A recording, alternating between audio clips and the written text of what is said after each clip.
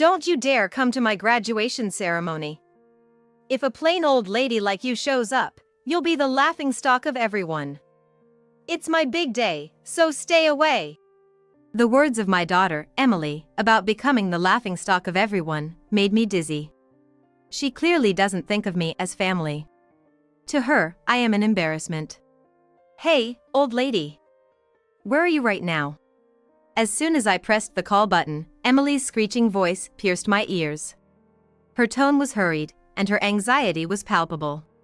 She seemed to be in a state of panic.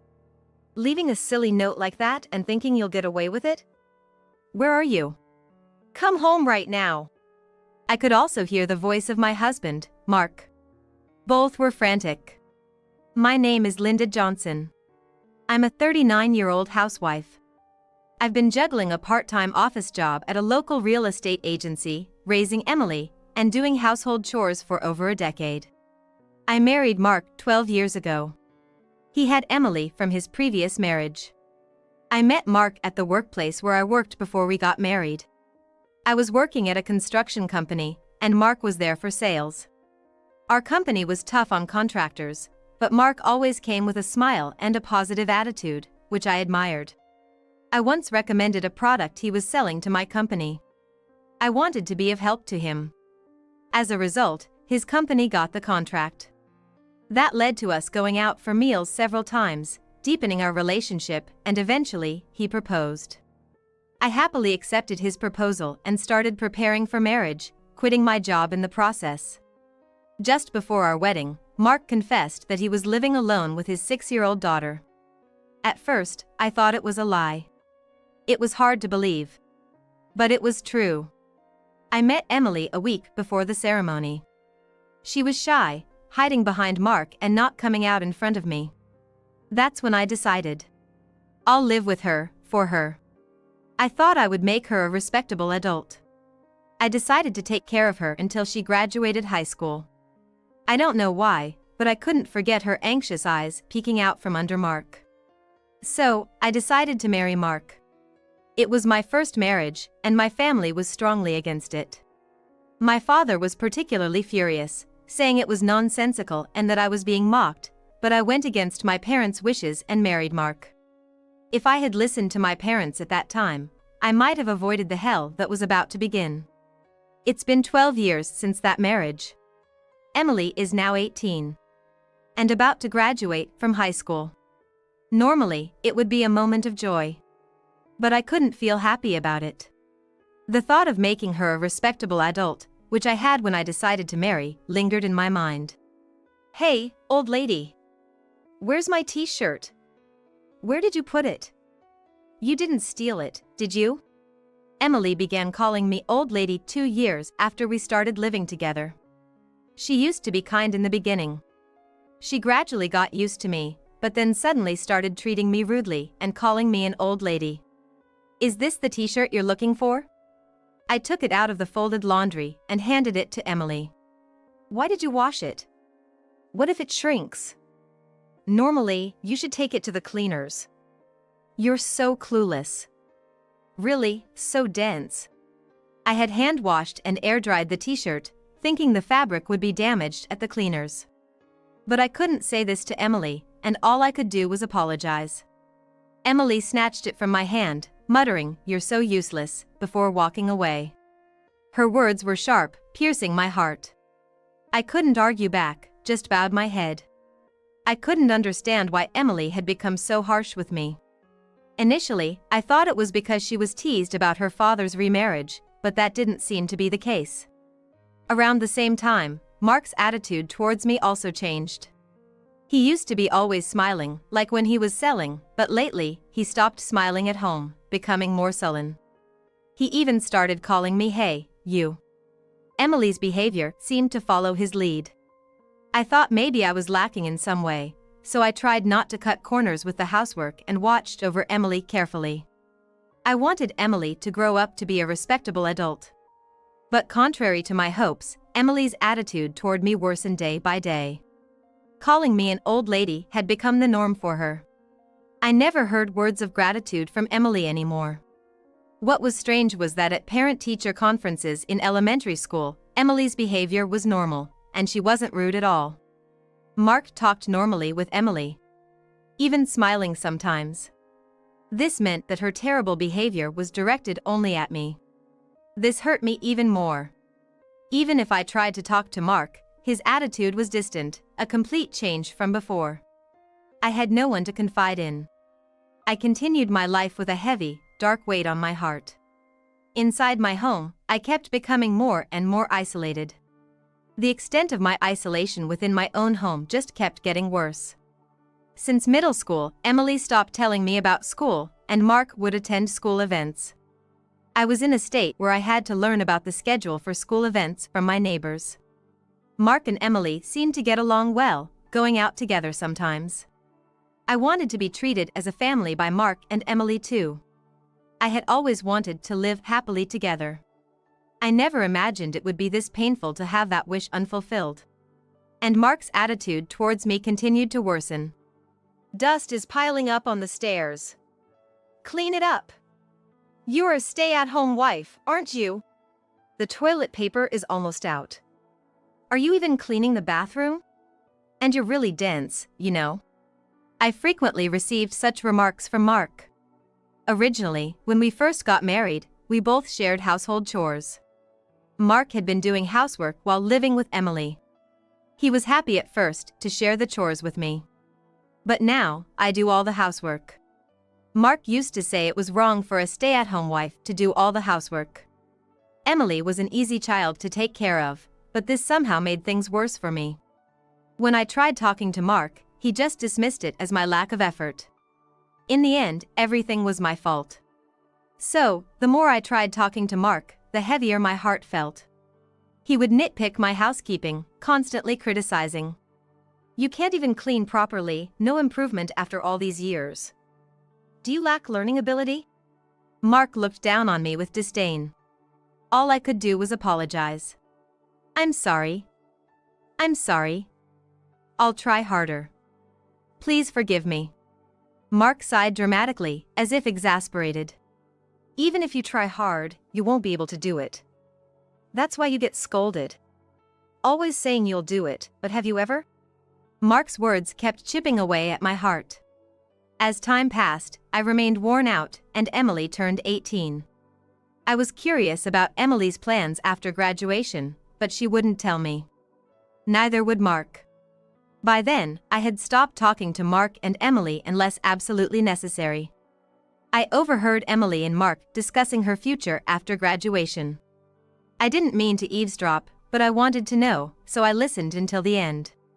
I got it. I can go to college on a recommendation, and I even got a scholarship. Thanks to you, Dad. Thank you. I could hear the joy in Emily's voice. She never spoke to me like that. Good for you, it's the result of your efforts. All the housework we dumped on that dense housekeeper was worth it. Were they referring to me as the housekeeper? Yeah, she was a good outlet for stress. I heard their mocking laughter. Quietly, I left the spot and locked myself in the bathroom. It was the only place I could be alone. I crouched there, holding my head, and cried. To think that Mark and Emily saw me in such a light. I had endured for the past 10 years. No matter how much my heart nearly broke, I continued being Emily's mother and Mark's wife. Even when I felt at my limit and my heart screamed in pain, I forced myself to keep going. There were times I felt I couldn't get up, but I forced myself to, making lunchboxes, preparing breakfast, doing laundry, and other housework. Honestly, it hurt to even lie down. But if I did that, I feared I would never again be needed by Mark and Emily. Driven by this fear, I continued to live in exhaustion. Honestly, I don't remember much about this period. One day, after going shopping, a neighbor told me something shocking. Tomorrow was Emily's high school graduation. I couldn't admit I didn't know, so I just smiled vaguely and left. As soon as I got home, I collapsed onto the sofa. I had always thought about making Emily a respectable adult. The graduation from high school was supposed to be a milestone for that. Again, I was the only one left out. In this house, I'm forbidden to have a smartphone or use a computer. The only thing I have is a simple flip phone that can only make calls. Since Mark handles all the school communications, I don't have any mom friends. I had no way to get information about the school. Still, I learned about sports days and recitals from neighbors or overheard children's conversations, and secretly attended them. I wanted to properly attend the high school graduation and celebrate Emily's step into adulthood. While I was crying on the sofa, Emily came home from school. "Old lady, why are you loafing around? It's so gloomy. You make the whole house dark. Can't you do something about it?" Emily glared at me. Even though it was her fault. If Emily had told me the date of the graduation, I wouldn't have felt this way. For the first time, I felt anger rising from the depths of my heart. "So the graduation is tomorrow. Seems you didn't tell me about it," I asked with a tone of blame in my voice. Emily looked a bit startled by my confrontational words, but then she sighed dramatically. "So what? You're not going to the graduation anyway, so you don't need to know the date." I reacted to Emily's words with surprise, tilting my head. "I never said I wasn't going to the graduation. Don't come. If a plain old lady like you comes, you'll just be a laughing stock. It's my big day. Absolutely do not come." I felt dizzy at Emily's words, about being the laughing stock. Clearly, Emily didn't think of me as family. To her, I was an embarrassing presence. Just this once, I had hoped for forgiveness, but it was denied. Her words to not come pierced my heart. I was truly just a nuisance, clearly told so by Emily herself. That night, Mark came home with a suit in a dry cleaner's bag. He had taken his suit to the cleaners himself, without asking me. Of course, he knew about Emily's graduation. When I saw the suit, Mark commented, "Right, you didn't hear about it from Emily." He looked at me with a mix of pity and a smirk. Clearly, I was the least needed in this house. Thinking I was part of the family was just my own delusion. At that moment, I realized my heart had reached its limit long ago. So, I decided to end my role as a family member. The next day, Mark and Emily left together for her high school graduation. I was left behind. And Mark even told me not to bother with dinner as they would eat out. I wasn't invited. The old me would have just silently accepted this treatment. But those days were over. I had decided to leave this house. It was a decision I made last night. As soon as they left, I quickly packed my things, left a note, and left the house. I couldn't be part of Mark and Emily's family anymore. I decided to seek refuge at my parents' house, a 2-hour train ride away. There, I would prepare to sever ties with Mark and Emily. The note I left stated my wish to cut familial ties and live independently, and that further details should be discussed through a lawyer. I hadn't found a lawyer yet, but I knew my father could recommend one. My family home is owned by a wealthy family with extensive land holdings. My father, a well-known figure in the area, owns considerable real estate. Among his contacts, I knew there would be a lawyer. I remembered meeting a lawyer during a New Year's greeting at home. Another task I had to undertake was selling the house where Mark and Emily currently lived. This house was built on land owned by my father, and the construction was funded by him as a wedding gift for me. I had been repaying my father slowly with the money I earned from my real estate job, which was also introduced by him. The house, including both the building and the land, is owned by my father. Legally, it is registered in his name. At the time, Mark might have thought the house was a gift and never asked about the ownership. Probably, he was afraid of offending my father and losing the gift. Mark was the classic home tyrant. Bullish with those he perceived as weaker but obsequious to those above him. I told my father everything that had happened. As I spoke, tears flowed uncontrollably. And I had to pause several times due to sobbing, but my father listened to the end. I saw tears in his eyes too. The most relieving part was that my father didn't criticize my initial decision to marry Mark. At the end, my father said, "You've been through a lot." Afterward, he made several phone calls, and lawyers and real estate managers came to the house. Everything happened quickly from there. It was decided that the house would be demolished. The demolition was scheduled for a week later. In the note I left, I wrote, "Please leave within a week." My father commented sarcastically, "That's quite kind of you." For me, it was just to avoid any later complaints. During the week, I consulted with the lawyer about the divorce. I also shared the whole story with my mother, and we cried together. I can't forget the fleeting look of fierce determination on my mother's face. I also discussed my future plans with my father.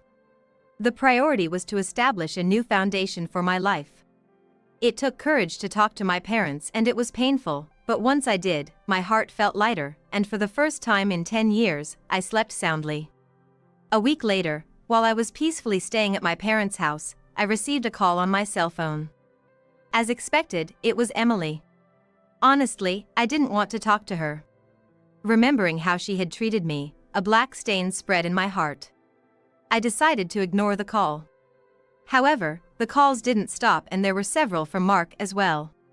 They were probably contacting me about the note I left. Or maybe the demolition company had contacted them. For 10 years, Mark and Emily continuously called me old lady and you, exploiting my efforts. And treating me like a mere tool. I had endured such inhumane treatment for a long time. The thought of dealing with them again made me shudder. But I couldn't keep running away. To move forward, I needed to settle the past. And without confronting them, I wouldn't feel at peace.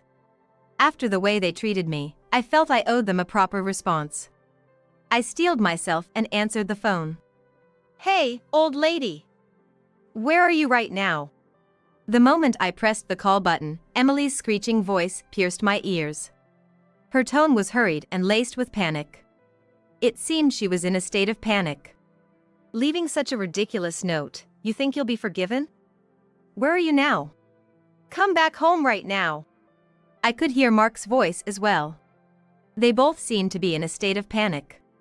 I imagined Emily's reaction when she returned from her graduation ceremony. To find no old lady to vent her stress on or to serve as a substitute maid. Moreover, there was the note about divorce and leaving the house. Even if it wasn't Emily, anyone would panic. And it happened on the day of her bright graduation ceremony. I couldn't help but let out a faint smile at Emily's frantic state. Who is this, please?" Emily seemed taken aback by my unexpected response and stumbled over her words. I hung up the phone. Afterward, I called the real estate management company to confirm when the demolition would start.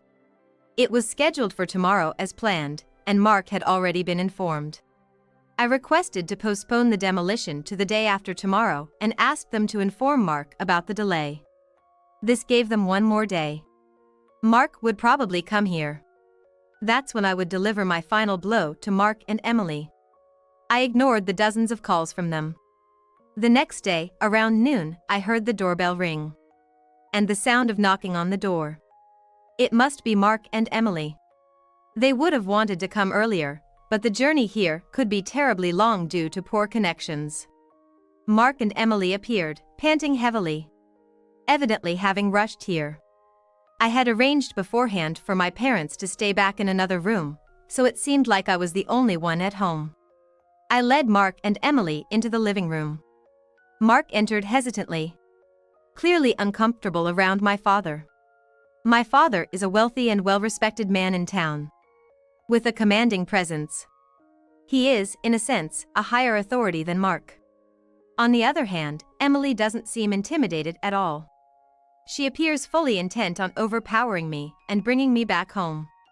Emily plops down on a chair in the living room, crossing her legs and gesturing silently for me to sit opposite her. I take my time preparing tea, moving leisurely before finally sitting across from her. Emily, growing impatient, addresses me. "What's the meaning of all this?" Mark, sitting next to her, places the note I had left on the table. I don't react, just silently meet Emily's gaze. She averts her eyes first, attempting to dispel the awkwardness with a laugh. "What was that 'who is this' act yesterday? Pretty poor performance." I continue to silently stare at Emily. She becomes visibly uncomfortable under my gaze, shifting in her seat and continuing. Look, it's no use. A dumb old lady like you can't survive without us. You're nothing but trash. I almost react to her harsh words but restrain myself, noticing the tremble in her voice. Emily is clearly bluffing. Mark has been silent, just watching how things unfold. Stop being stubborn and come back home, Emily says, trying to confuse and coax me back with her cruel words. As Emily becomes more agitated, I respond more calmly. I don't have a family, do I? Oh, I have parents, but you two are not my family, are you? Emily, clearly out of her element, raises her voice. What are you saying? Dad and I are your family, right? Right, Dad? Emily, feeling at a disadvantage alone, sought support from Mark. Mark looked around nervously, and once he confirmed they were alone, he turned to me with newfound bravado. That's right, you can't live without us, just like Emily says. So you're coming back. Mark started getting bossy all of a sudden when he noticed my parents were nowhere to be seen. Looking back on it now, what a small-spirited man he is. Like I said, I have no family, I replied firmly. No matter what Mark and Emily said, I would continue to treat them as strangers. They were not my family. If they were, they wouldn't have treated me like a slave. A true family supports and helps each other, especially when someone is in trouble. But Mark and Emily were different. For 10 years, they treated me like a servant, a vent for their stress. They insisted this was normal, oblivious to how wrong and cruel it was, unconsciously oppressing me. I marvel at how I endured it for 10 years. Almost impressed with myself. This started when I saw Emily peeking out from behind Mark's back. I had bound myself with the promise to raise her to be a decent adult. I endured and served them for this promise. At least until Emily graduated high school. I had decided that Emily's high school graduation and her moving on would mark the end of our relationship. I had held a faint hope that if Mark and Emily changed their ways and improved their attitudes towards me by the time of her graduation, I would continue walking with them as a family. But they betrayed my expectations, leading to this situation. Everything was decided the day before the graduation ceremony. So now, I confront them with the appropriate attitude. Mark and Emily are no longer my family. Therefore, I will not treat them as such. Realizing the significance of my treating Mark and Emily as strangers, Emily altered her approach. We're family, aren't we, Mom? Stop this silly act, please. Suddenly, she switched from calling me old lady to Mom. Realizing her usual tactics wouldn't work. Mark, swallowing hard, watched Emily and me intently. Even though you're not my birth mother, we've lived together all this time. So please, listen to my request. Her previously defiant posture had changed to one more pleading. I have no obligation to respond to requests from someone who isn't family, I replied, maintaining my composure and emotional distance. Tears appeared in Emily's eyes, and she looked at me desperately. Please, listen to me. The note you left, it's not true, right? You can't really be selling the house. It's not serious, right? Because you're part of our family. Emily's use of the term mom made my skin crawl, especially since her main concern seemed to be the house. She was anxious about losing the house.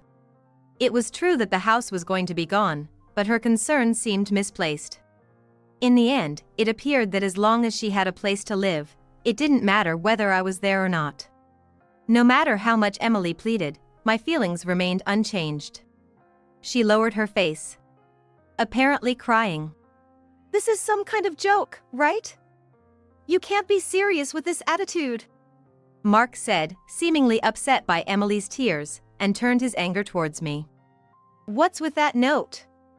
Come back right now and stop the demolition. Mark was speaking rapidly, driven by anger. I can't do that. The decision has been made, I continued in a restrained voice. Do you think you can get away with doing this to your family? That's why I've been saying repeatedly that they are not my family. Neither Mark nor Emily seemed willing to listen. Please understand.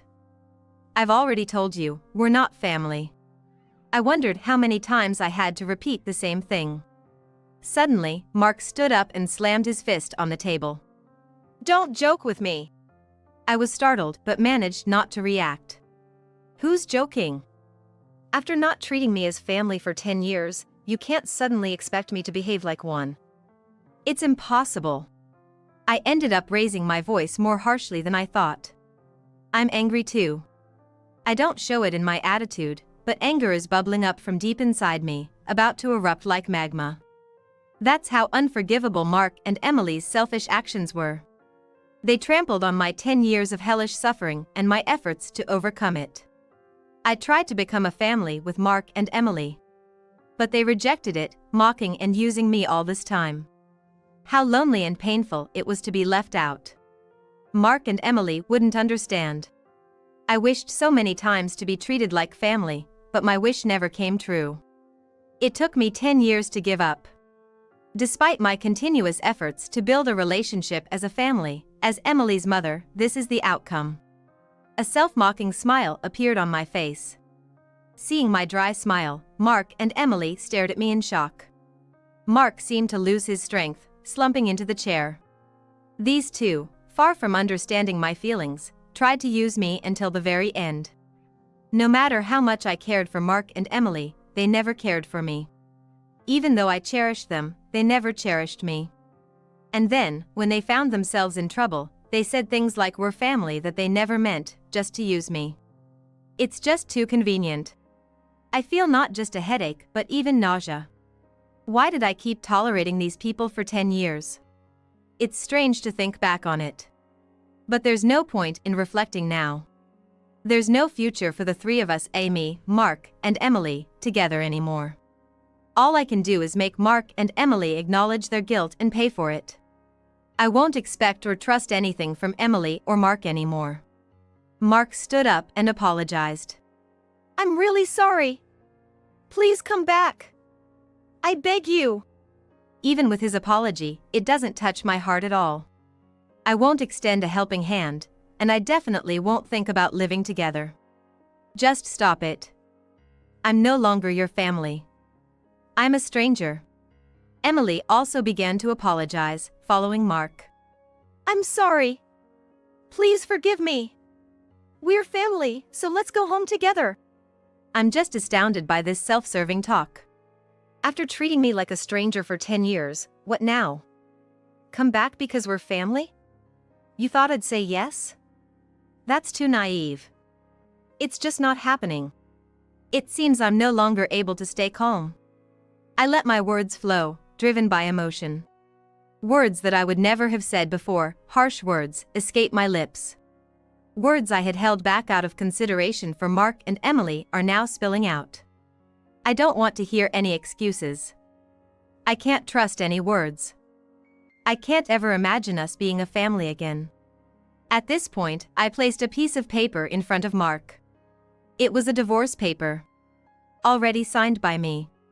Write on the divorce paper now. I'll go and submit it. Write it here. Mark was shaking his head from side to side. Then, he showed me a smile. Think it over, will you? I was astounded by Mark's lack of grace in handling the situation. Such a small-minded man. I had always misunderstood Mark's ingratiating smile. The smile he showed when we first met was a sleazy expression of sizing someone up. I mistook it for the smile of a kind person. It still makes me angry thinking about it. I stood up and called my parents from the back. My parents appeared in the living room. Mark's mouth was agape as if his jaw had fallen off. Oh, my. My father glared sharply at Mark. My mother also had a stern look on her face. Mark shrunk back just from their gaze. I'm sorry. I'm sorry for the trouble caused by Linda's misdeed. I thought I heard it wrong. What misdeed of mine? Is Mark still trying to shirk responsibility? My father's eyebrows twitched. But he remained silent. Linda, no, Ms. Linda, left the house on her own. I was just trying to persuade her to come back. Right, Emily? Mark was prompting Emily to agree with his nonsense. Linda's misdeed? Don't be ridiculous. My father's loud voice echoed throughout the house. The windows rattled. Mark and Emily gasped and held their breath. My father stood in front of Mark, bent down to meet his gaze. How could you interpret Linda's actions as selfish? You only think about yourself. You're such a small man. Then, my father turned to Emily. It seems you've done some terrible things too, going along with this man. What did you think of Linda? Fools! Once again, my father's loud voice echoed through the house. Emily was trembling, perhaps terrified. My father stood up, glaring at the two of them in a commanding stance. Emily, you've been causing problems at school too. I've looked into it. Indeed, through my father's connections, I had a detective agency investigate Emily. It turned out she had been forcefully taking money from a girl at school.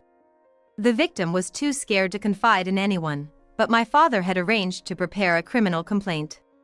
Emily, just like how she looked down on me, was doing the same at school. Emily exclaimed, "That's a lie." Did she rat me out? I felt like I saw Emily's true nature. No remorse at all. She was only thinking about getting through this situation. Mark, you too. You've been embezzling money from the company. This was also discovered through the detective agency's investigation. Mark had been faking business trips. I initiated this investigation to strengthen my divorce case, but it unearthed shocking facts about both of them. Why would you even? Is it her? Mark reacted the same as Emily. No remorse. Too unrepentant. They won't just face my punishment, they deserve social consequences too. Then, my mother spoke up. All right, the discussion is over. Sign the divorce papers and leave this house as soon as possible. Mark, sobbing, kept muttering, "I don't want to," but he seemed to give up when my father handed him a pen. He sat down, signed the divorce papers. I glanced at the clock. It was almost 7 p.m. The last train going up leaves at 7:30 p.m. If they miss it, there won't be another train until the morning. In this small town, there are no taxis. If they don't catch the last train, Mark and Emily won't make it to the demolition scheduled for tomorrow. They probably hadn't packed anything, thinking they could persuade me. As I hesitated to tell them, Emily suddenly blurted out something unbelievable in a sulky tone. But this divorce was your idea, right? Dad, you should get alimony. Emily, having been exposed, seemed to become defiant. Both my parents looked shocked. That's impossible. What you've done is essentially domestic violence, a crime. Emily was momentarily taken aback, but then defiantly retorted, "Show me the proof." I placed a notebook on the table. This is a diary I started keeping since I got married. Emily glared at me with a scornful look. You don't even have a smartphone or computer, what kind of evidence could you possibly have? A diary is a valid form of evidence, you know. Not just video, audio, or pictures. Emily looked utterly astonished. That's right, even the lawyer acknowledged it. This diary is a substantial piece of evidence. Mark and Emily, seemingly resigned, hung their heads in defeat. I dramatically checked my watch. Well, you've missed the last train going up. You won't be able to get home tonight. My mother looked at Mark and Emily with a smug expression. That's right. There are no taxis around here. I wonder if there's even a decent hotel nearby. All right, we're done here. Get out now. Mark and Emily were hurried out of the house. From the second-floor balcony, I could see them rushing towards the station, probably incredulous that the last train left so early. Watching their flustered figures, I felt the weight in my heart starting to lift. Some loose ends remained, but I felt a sense of closure. Mark and Emily, having missed the last train, couldn't find a taxi and ended up walking for about an hour to find a hotel. When they got home the next day, demolition was already underway, but they managed to salvage only their clothes. Unbeknownst to them, I had temporarily stored the furniture, appliances, and my belongings in a warehouse. Later, I received a report from my lawyer that the divorce, including the alimony claim, was finalized.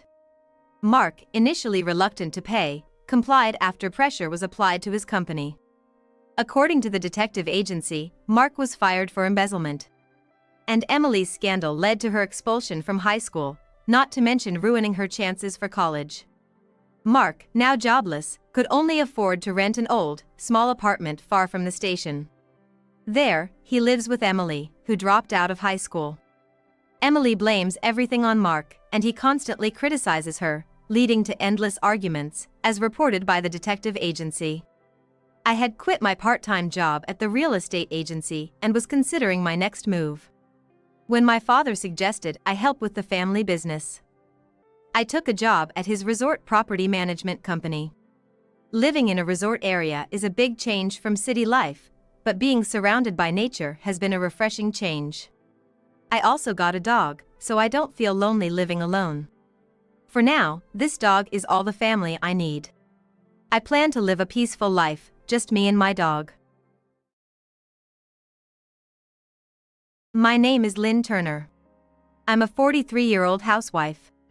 I live happily with my husband, Sam, and my son, Sean.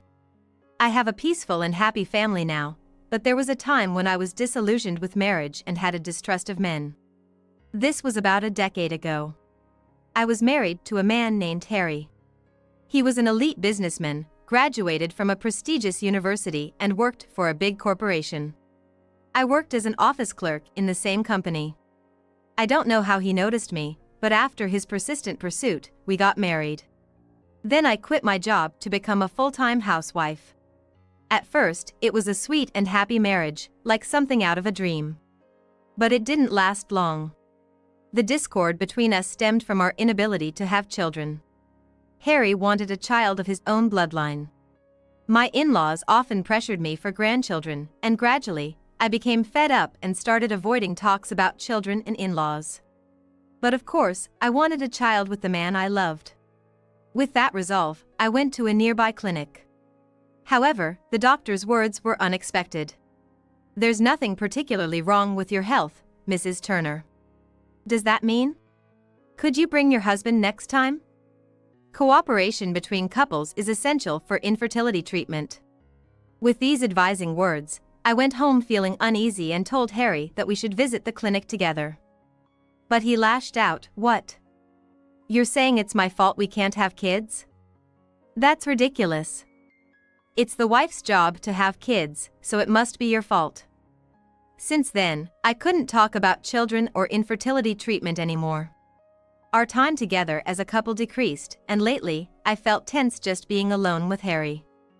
It was almost a relief. One day, when I returned from shopping, I found divorce papers on the living room table. What? Next to it was a hastily written note. "I'm sick of you.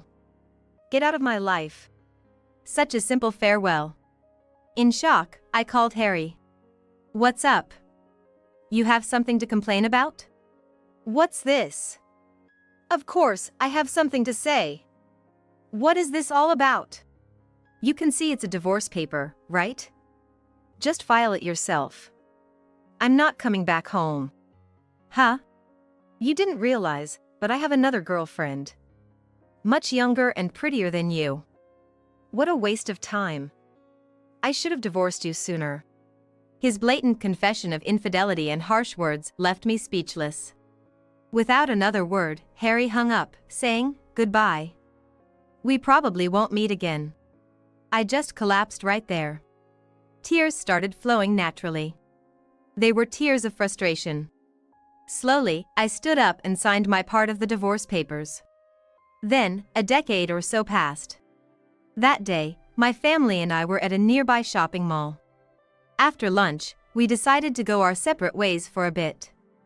Sam and Sean went to look at books in a bookstore, enjoying their time together. I wanted to rest a bit more, so I sat down on a nearby bench. That's when it happened. "Hey, isn't that you, Lynn? Long time no see." A familiar voice, one I thought I'd never hear again. I tried to ignore it, but he grabbed my arm, saying, "Hey, ignoring me? You've got some nerve." I turned around. As I expected, it was my ex-husband, Harry. I involuntarily shrank back. I never expected to run into him here. Why would he bother talking to me now, after all this time? Harry immediately noticed the shining ring on my ring finger and snorted. What, you got married again? Still infertile, I bet? You're too old to be dreaming like that. He spoke to me with the same contempt as before and then brought forward a young girl who was hiding behind him. This is my daughter. Pretty, isn't she? The girl, surprised to be addressed, stepped forward. With her beautiful face and long silky hair, she indeed looked lovely. But there was a hint of fear in her eyes. Harry, unasked, started bragging about her. She's a model, recently started appearing on TV. But you, poor infertile woman, you'll never experience this, he said, crossing his arms and looking down at me. I wanted to retort, but I couldn't find the words. I was just like before. Just then, Sean, carrying bags from the bookstore, came running over. Mom, what's going on? I heard loud voices. Who is this guy? Huh? Mom? He looked foolishly surprised. Yes, I'm not alone now. I have a precious family. I have the strongest allies by my side. I held back my tears and stood tall. Infertility? Oh, that was a thing of the past. Let me introduce you, this is my son. I hugged Sean, who had come to my side, and spoke clearly. Harry's eyes widened in surprise. Sean, catching on quickly, nodded briefly and gave Harry a polite smile. Nice to meet you. I've heard a lot about you. I'm Sean, I'm her son. I'll be a sophomore at Prestige Academy this year. What? Harry was taken aback. Perhaps by the mention of Prestige Academy. It's a well-known school in the region with high academic standards. The school has excellent students. Passers-by started to look at us, wondering what was going on. Harry clicked his tongue loudly and glared at me, as if to blame me for attracting attention. But I wasn't afraid anymore. In fact, I was more focused on how small-minded Harry seemed, wondering why I was ever afraid of such a petty man. I felt strong because I had my precious family with me. Sean's friendly smile faded, replaced by a cold look. I observed Harry with a newfound sense of calm. He had changed a lot in the years since I last saw him. The sharp, elite businessman's look had gone. His face was saggy, his beard unkempt, and his hair disheveled. He had gained weight and, unlike his past self who was particular about branded clothing, now wore non-branded, worn-out clothes and shoes. Knowing Harry as I did in the past, I must say that his current appearance was shabby. If I hadn't heard his voice and rude remarks, I might not have recognized him as Harry. He finally spoke, his voice trembling. You weren't infertile? I never said that. You just assumed it was my fault we couldn't have children, didn't you? What? You're saying it's my fault? I didn't say that either. You really don't get it, do you? You haven't changed at all. Since when did you start talking back to me like that? Just now. And we're strangers now, so it doesn't matter how I talk to you. Can you stop acting like we're still married and being so familiar? As I spoke back firmly, Harry looked genuinely shocked and froze. I, too, was surprised at how easily complaints about him flowed from me. My brain must be working overtime, venting all the frustration that had built up over the years. Sean, held close by me, also maintained a cold gaze towards Harry. In fact, both my husband and son knew about the mistreatment I endured from my ex-husband. I had told Sam before we got married, and I explained it to Sean when I told him about how my husband and I met. So, in Sean's eyes, Harry was the man who once made his mother suffer, and his sharp look was filled with evident animosity. Unable to withstand such a gaze, Harry snorted mockingly and blustered. Yeah, anyone can claim he's your son. He's probably adopted or something. Real children have blood ties. It's pathetic how you're bragging. What? I returned his absurd comment with a mix of astonishment and anger. How far would this man go in belittling others? Just then, another ally of mine arrived. What do you think you're doing here? That's pretty rude, isn't it? Sam. Sam stood protectively in front of me and Sean. He faced Harry with the same cold look. Harry visibly flinched at the sight of the new arrival. Sam was taller and more physically imposing than Harry. So it's no wonder Harry was taken aback. "Who are you to tell me to back off? You're just an outsider." "Do you really think I'm an outsider in this situation? I am her husband. I'd like you to stop bothering my wife and son." "Who's bothering? I was just saying hi to an old acquaintance." "Really? Then our conversation is over, isn't it? Lynn, Sean, shall we go?" "Wait a minute. What do you still want?" Sam turned us away, ready to leave. But Harry kept pestering us. He faced the cold stares of our family of 3 without backing down. Harry pointed at Sam. Was he never taught that it is rude to point at people? You're Lynn's husband?" "As I've been saying.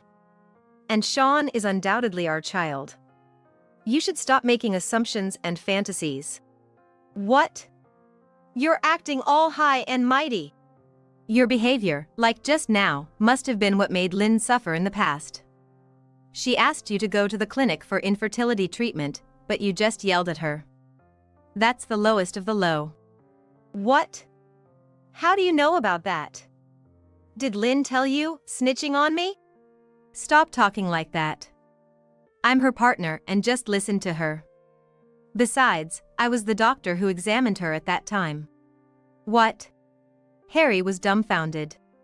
As it turns out, Sam is a doctor. He was the first physician I consulted about infertility issues. After divorcing Harry, I left our house and started living alone, using my savings. It was during this time that I happened to meet Sam again. Since Harry had refused infertility treatment, I had stopped visiting the clinic, so Sam was initially worried about me. Back then, I had taken a bigger hit than I realized from Harry running off with another woman, and I couldn't bring myself to engage with men. But Sam faced me sincerely, listened to my story, comforted me, and even got angry on my behalf at Harry. Slowly, by his side, I began to heal my emotional wounds. However, I still wondered if the infertility was my fault. I could not shake the suspicion that there might have been some unseen problem. But Sam reassured me. "I didn't want to marry you just because I wanted children. Of course, it would be great if we had them. But I love you and care about you, and I want to be with you and protect you always." After his proposal, I accepted, and soon we were blessed with Sean. I was surprised and overjoyed. Despite his busy job, Sam actively took part in parenting. In fact, he might have been the main caregiver. Sam was utterly devoted and showed his parental adoration in everything. I relied on him and focused on recovering my health after childbirth. Sean grew up well, passing his middle school entrance exams, and now enjoys his adolescence with studies and extracurricular activities. They are all my precious family. "What? A doctor husband and a son in a prestigious school, what's that about?" Harry was flustered by the truths being revealed. Initially, he tried to belittle me, but now he was unsettled to realize that I was in a far happier family than he had. He couldn't genuinely acknowledge someone else's happiness, and only tried to look down on others. Such a hopeless man. Infertility isn't just a woman's issue. Half of infertility cases are due to problems on the male side. Despite wanting children, you assumed it was the woman's fault and pushed all the burden onto her. Infertility treatment requires cooperation between couples, and it's appalling how you ignored that. It's good that she left you. "Shut up. Don't talk like you know everything." "Unfortunately for you, I know more than you do." "And saying we split up makes it sound like I was the one who was dumped. I left her, get it straight." "Really? Is that so important? After all, you just ran off with another woman. You have some nerve saying that." Sam rubbed his temples, exasperated. Harry looked like he was about to throw a tantrum. Enough was enough. There was no point in continuing this unproductive conversation. There was nothing left to talk about anyway. In my mind, Harry was already a part of my past. I stepped up next to Sam, who was protecting me, and declared firmly. That's enough, don't you think? You and I are strangers now. And just so you know, I could sue you for defamation for all the insults you've hurled at me. What? Sue me? Why? I only spoke the truth. The truth? Whether it's about infertility or our son, everything you've said is just your assumption. Do you think it's okay to hurt someone just because you believe it's the truth? Aren't you embarrassed to behave like that in front of your own child? What did you say? How dare you talk to me like that? That's why I'm asking you to stop pretending we're family. It's nothing but a nuisance.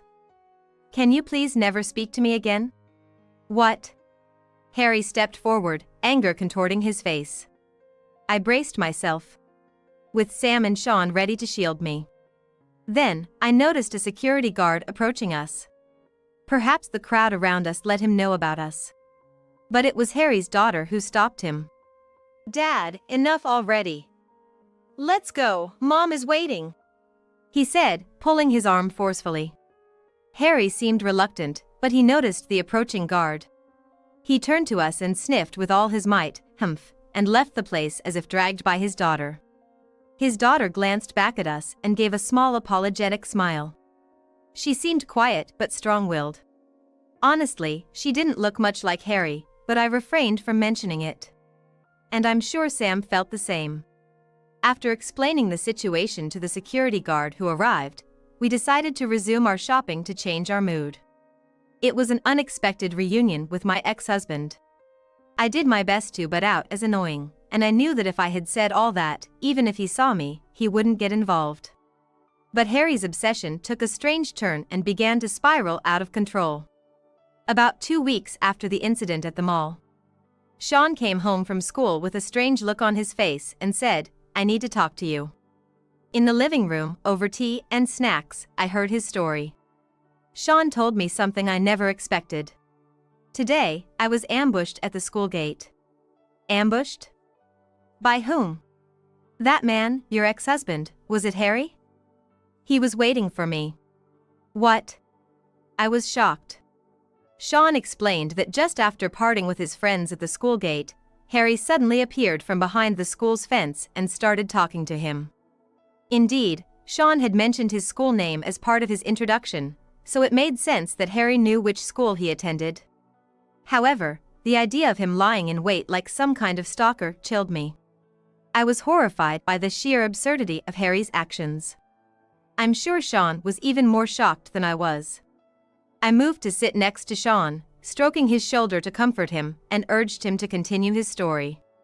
I was so startled, I just stopped. I should have ignored him. No, it's okay. It's shocking to have someone suddenly approach you like that. So, what did he say to you? He said that I am actually his son, and that my mom had been unfaithful with the doctor who is now my dad while she was married to him. What? What's that? What nonsense he's spouting. He had the nerve to insist all along that I was infertile. And then, once a child is born, he claims it's his son. Despite his own infidelity, he dares to accuse me of being unfaithful as well. I frowned. Sean hurriedly added. Of course, I knew it was all lies. He kept talking even when I ignored him, so in the end, I just ran away. That's all right. Thank you for telling me. I hugged Sean. He hesitantly wrapped his arms around my back. Burying his face in my chest, he said softly. I realized again how awful that man is. Lying in wait to feed me baseless lies. I'm glad you left him. If not, I wouldn't have been born. I guess that's the only thing to be thankful for. Sean, you're something else. I laughed at Sean's lighthearted comment and started to eat snacks, but inside, I was resolved. If it were just me, it might be different, but I won't tolerate Harry spewing abuse or trying to harm my husband and son. That very day, I contacted the school. I informed the teacher on the phone about the suspicious man lurking around and that my son was approached. The teacher was quick to act, and the school staff and security guards intensified their regular patrols. That evening, when Sam came home, I told him about Harry's contact with Sean. Sam was outraged. I can't believe he would do something like that. It's okay, I've already talked to the school. If Harry tries to get close to our family again, Sam and I agreed to report him to the police without hesitation.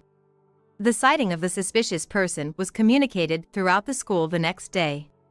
A few days later, after school, Harry was reported by a neighborhood family for lurking around the school. Harry's intimidating and violent behavior towards the police who responded only worsened his image, and I heard he was taken away in a patrol car for questioning. Receiving this news, I felt a wave of relief. At least for now, the danger to Sean should be over. I need to prepare for when this issue might come back to us. A few days later. As I was returning from shopping, I was abruptly stopped by a high-pitched voice calling, "Excuse me." I reflexively turned around to see an unfamiliar woman. With flashy makeup, loud clothing, and dramatically arched eyebrows, giving her a striking appearance. Who could she be? I had no idea and couldn't recall any acquaintances who matched her description. As I pondered this, she marched up to me and burst out. "You're the one! Harry's ex-wife! Look what you've done!" "Excuse me? And you are?" "I'm his current wife." "It's your fault that Harry got arrested, isn't it? What are you going to do about it?" She ranted at me, almost spitting with rage. Despite her fury, I remained calm.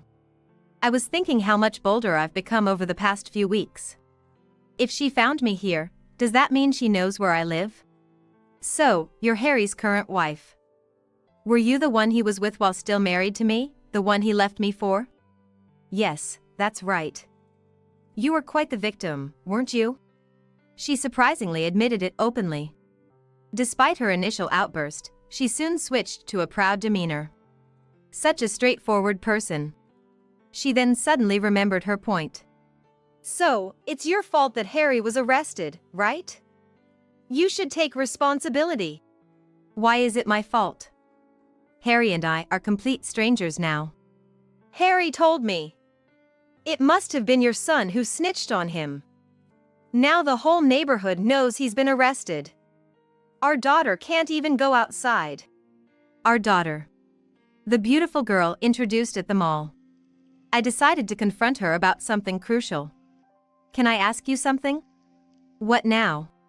"Is that girl really Harry's daughter?" "What? Of course not." She asserted this bluntly. And then sneered with a malicious smile. "Back then, I was seeing about 3 guys at once, but there's no way that child could be his. Considering when I got pregnant, and, we've been doing it since then, but there's not even a hint of a child coming. He's probably one of those trendy infertile guys now." "Trendy?" I frowned at her way of speaking. There are people seriously struggling with infertility. Even so, I must say, I did give birth to a cute kid. That's all thanks to me. She was doing so well in her entertainment activities, but now this mess has ruined it. "Then why did you run away with him?"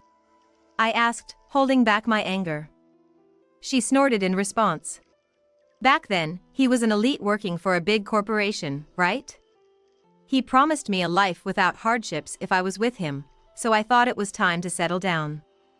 But then he just quit his job out of the blue." I couldn't believe it. I listened to her indignation calmly. Harry was indeed working for a large corporation with a decent salary at the time. But on the same day he left the divorce papers and disappeared, he had suddenly resigned from his job. I knew this because a friend who worked at the same company had told me everything right after our divorce. Harry had left without any handover, citing personal reasons, and his abrupt departure had caused some chaos in his department. When my friend, who knew about Harry running off with his mistress, informed the company, the rumor spread quickly, making it difficult for Harry to work in the same industry again. "I got him good," my friend had boasted, and I remember smiling wryly at her words. But I had no intention of explaining all this to his current wife. "Did you ask him why he quit his job just like that?" "I have no idea. Something about focusing on child rearing and spending more time together." But what's the point in being with someone who has no money and can't even hold a steady job? He's just like a NEET.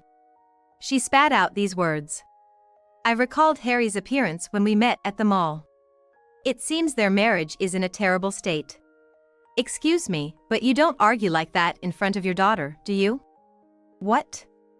That's none of your business. He's always indecisive about whose side he's on, which is so irritating. He should be on my side since I'm the one who gave birth to her. That's terrible, I said, remembering the uneasy eyes of Harry's daughter at the mall and feeling a pang of sympathy for her. Isn't that an awful thing to say? Your marital issues shouldn't involve your child. It's all your own doing, after all. What? Who do you think you are? This is also your fault, you know. At my words, she lost her temper and lunged at me. That's when my savior appeared. Mom. Mom. Hey, what are you doing? Get away from my mom. Sean. It was Sean and Harry's daughter who had rushed over. Sean pulled Harry's wife away from me and shielded me with his back. Harry's irate wife was being restrained by her daughter. Mom, are you okay? Sean, thank you. But why are you here with her? I saw her wandering around here and approached her. Then she said her mom might have gone to complain to you, so we were searching together. That's when we heard the arguing. I see. I looked over Sean's shoulder at the mother and daughter in front of us. They were arguing fiercely. Stop it. I need to give her a piece of my mind. Mirabelle, you must feel the same, right? Mom, please stop this. It's embarrassing. Embarrassing, you say? Yes, it's unbelievable to cause trouble like this in public. Who do you think raised you? Your success in show business was all because I managed you properly. I appreciate you raising me, but that's different. And Mom, you always talk about my showbiz work, but I never wanted to do it. I had to because you and Dad were so unreliable, just to make ends meet. What did you say? As she lunged at her daughter, Sean, and I rushed to hold her back. The daughter stared hard at her mother. I hate you, Mom! She shouted and covered her face with her hands. Her loud cry left Harry's wife stunned and crumbling. Eventually, neighbors called the police, and a patrol car arrived. We were asked about the incident.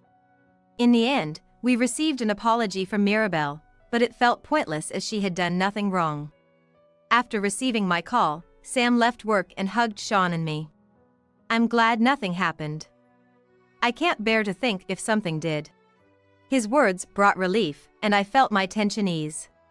After that, Harry kept trying to ambush Sean, but was reported every time and never met Sean again. Harry and his wife's arguments grew worse, and I heard they divorced not long after the incident. I didn't care about them, but I was concerned about Mirabelle. She was taken in by distant relatives. The couple who couldn't have children treated Mirabelle as if she were their own daughter, but she felt it was too much to impose on them for too long, so she decided to aim for enrollment in a boarding high school. This was information from Sean. Since then, he's been in touch with Mirabelle. And they even plan online study sessions now. Apparently, she couldn't attend school properly because her parents forced her to prioritize her entertainment career. Such irresponsible parents. We decided to move, considering the risk of them knowing our address. Sam thought it was dangerous. Mom, Dad, can I write a letter to Mirabelle once we settle in the new house? That should be fine, Sean. Our address shouldn't leak from her. Shall we go buy some letter sets together sometime? Sean smiled happily. Children are innocent. I renewed my determination to protect the peaceful everyday life where my family can laugh and enjoy together. My name is Kelly Watson. At first, my marriage was blissful. Living on the top floor of a high-rise apartment in New York, enjoying the spectacular view, with a handsome and kind husband. I felt like I had everything. But it turned out, my husband Tom was pathologically unfaithful. I discovered this not long after we got married. Hints of other women would appear, and when I asked if he was cheating, he'd deny it. But after a while, these women would vanish, and he'd return to his normal self, only for another woman to appear in a few months. Talking to various friends, I started to think this might be an illness. I considered divorce, but by then, I was pregnant, hoping maybe things would change after the baby was born. But Tom's infidelity didn't stop, and I felt I couldn't leave for the sake of our child. I should give up. It's his illness. I would tell myself, forcing myself to accept it every day. Then one day, 7 years later, Tom brought a woman home, unabashedly introducing her as his lover. My lover. My husband said this unabashedly. Cheating, right? I wasn't as shocked as I might have been. I had convinced myself that his affairs were just flings. Nope, she's my lover. So, it's serious, not just cheating? Yep, serious. That's why we're getting a divorce. What about our child? We have a child. He's yours. He doesn't even like me. You don't care about me anyway, right? How can you say that? If you don't care about my affairs, you don't love me. I don't love you, so we should split. Why? I've endured all this. Even knowing about your affairs, I thought they were just flings because you were ill. So? That's your assumption. I'm not sick, women just can't leave me alone. You neglect me, so this isn't love. I can't stand that, so admit to the divorce. But, our child. I said he's yours. Stop nagging about the child. Look, having a child is easy. I don't need you. Divorce, please? We're getting married once it's done. Fine. Unable to endure any more, I received the divorce papers. Is this really the end? How simple. I thought, looking at the faded view. I continued to live in the high-rise with my child, but then I received a message from Tom's lover, Mirabelle. Get out of his high-rise apartment. I was at a loss for words when Mirabelle said this out of the blue. As I stayed silent, she continued her tirade. That apartment is for Tom and me to live in. So get out quick. A single mother like you doesn't need it. But being told to leave. You're a broke family anyway, you should just find some shabby place to live. That suits you better. Got it? I'll give you a month, then get out. And then she hung up. I wondered if Tom knew about this. We hadn't even settled the alimony or child support, and yet she had the nerve to tell me to leave. She wasn't considering our child at all. Feeling utterly helpless, I stood in my house, barely managing to reassure my anxious child that everything was okay. Maybe I should start packing. I went to the bedroom to start packing, remembering Tom's kind face from the early days of our marriage. I thought our life in the New York high-rise was like a dream, thanks to his kindness. But at some point, his attitude began to change. I had dreamed of family trips and drives on weekends after our child was born. But I couldn't even remember what we had actually done together. Instead, all I could think of was the pain. When I first found out about Tom's cheating, I tore up all his clothes. But that changed nothing. We used to visit our parents' houses, but after our child was born, it was just me and the kid. Tom never went. I had to lie desperately for him. He's busy with work, he's on a business trip. I created the image of a kind, hardworking father for our child. But it was all in vain, he never appreciated it. Instead, he was laughing with that woman. Maybe I should have divorced sooner.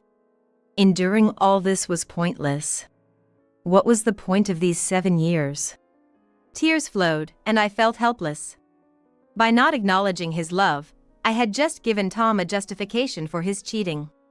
He cheated because I didn't love him. That was his reasoning. I had merely given him an excuse to run away.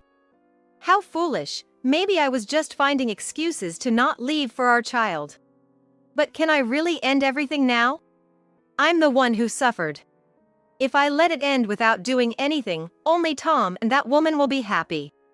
Is that okay? I stopped packing. This can't be the end. If I'm just gonna cry, I can do that anytime. So, I'll get my revenge. I'll make them realize. With that thought, I grabbed my smartphone. A month later, Tom and Mirabelle came storming in. You're still not packed? You're really slow at this. What have you been doing for a whole month? Mirabelle yelled as soon as she entered.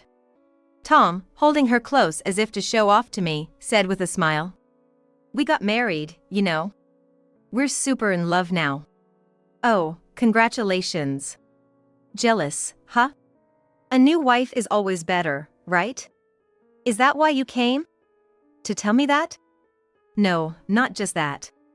We're here to check on your moving progress. After all, we're moving in here once you're out. Make sure you clean up before you leave. You might as well renovate it for us too. Hey, when are you leaving? The 1-month deadline's already passed. Yeah, the movers are coming soon. For recycling. What, you called the movers? You should have said so. But why no moving boxes? You need to take your stuff, or it'll be a problem for us. Don't worry, I'll take everything with me. Your stuff's probably just junk anyway. I didn't notice last time, but is this vase expensive?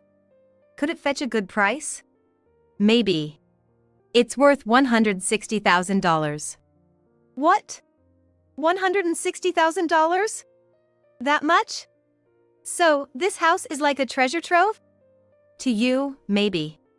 Everything in this house belongs to Tom, right? Of course. Really? I wonder. Only your personal stuff is yours to take. Everything here is his. So don't steal anything. Do you even know the value of these things? Even if they're fakes, they'll fetch a price. Fakes? Everything in this house is real. Pricey vases, famous paintings, they're all worth millions. And they're all collected by me, reflecting my taste since I was young. Everything is real. There are no fakes in this house. All real, huh? That's even better. I'll just sell all this stuff. I don't think you can do that. Why not? Do you know what rights are? Of course I do. Everything here belongs to him, so naturally, Tom has the rights. Who told you that? That everything here is Tom's? Of course, Tom did. He said everything in this house, including this vase and this painting, belongs to him. That's strange, isn't it? What's strange about it? There's nothing strange at all. But Tom has no interest in art, you know? Even if he did, he wouldn't understand their value. How do you think a person like that would have collected all these?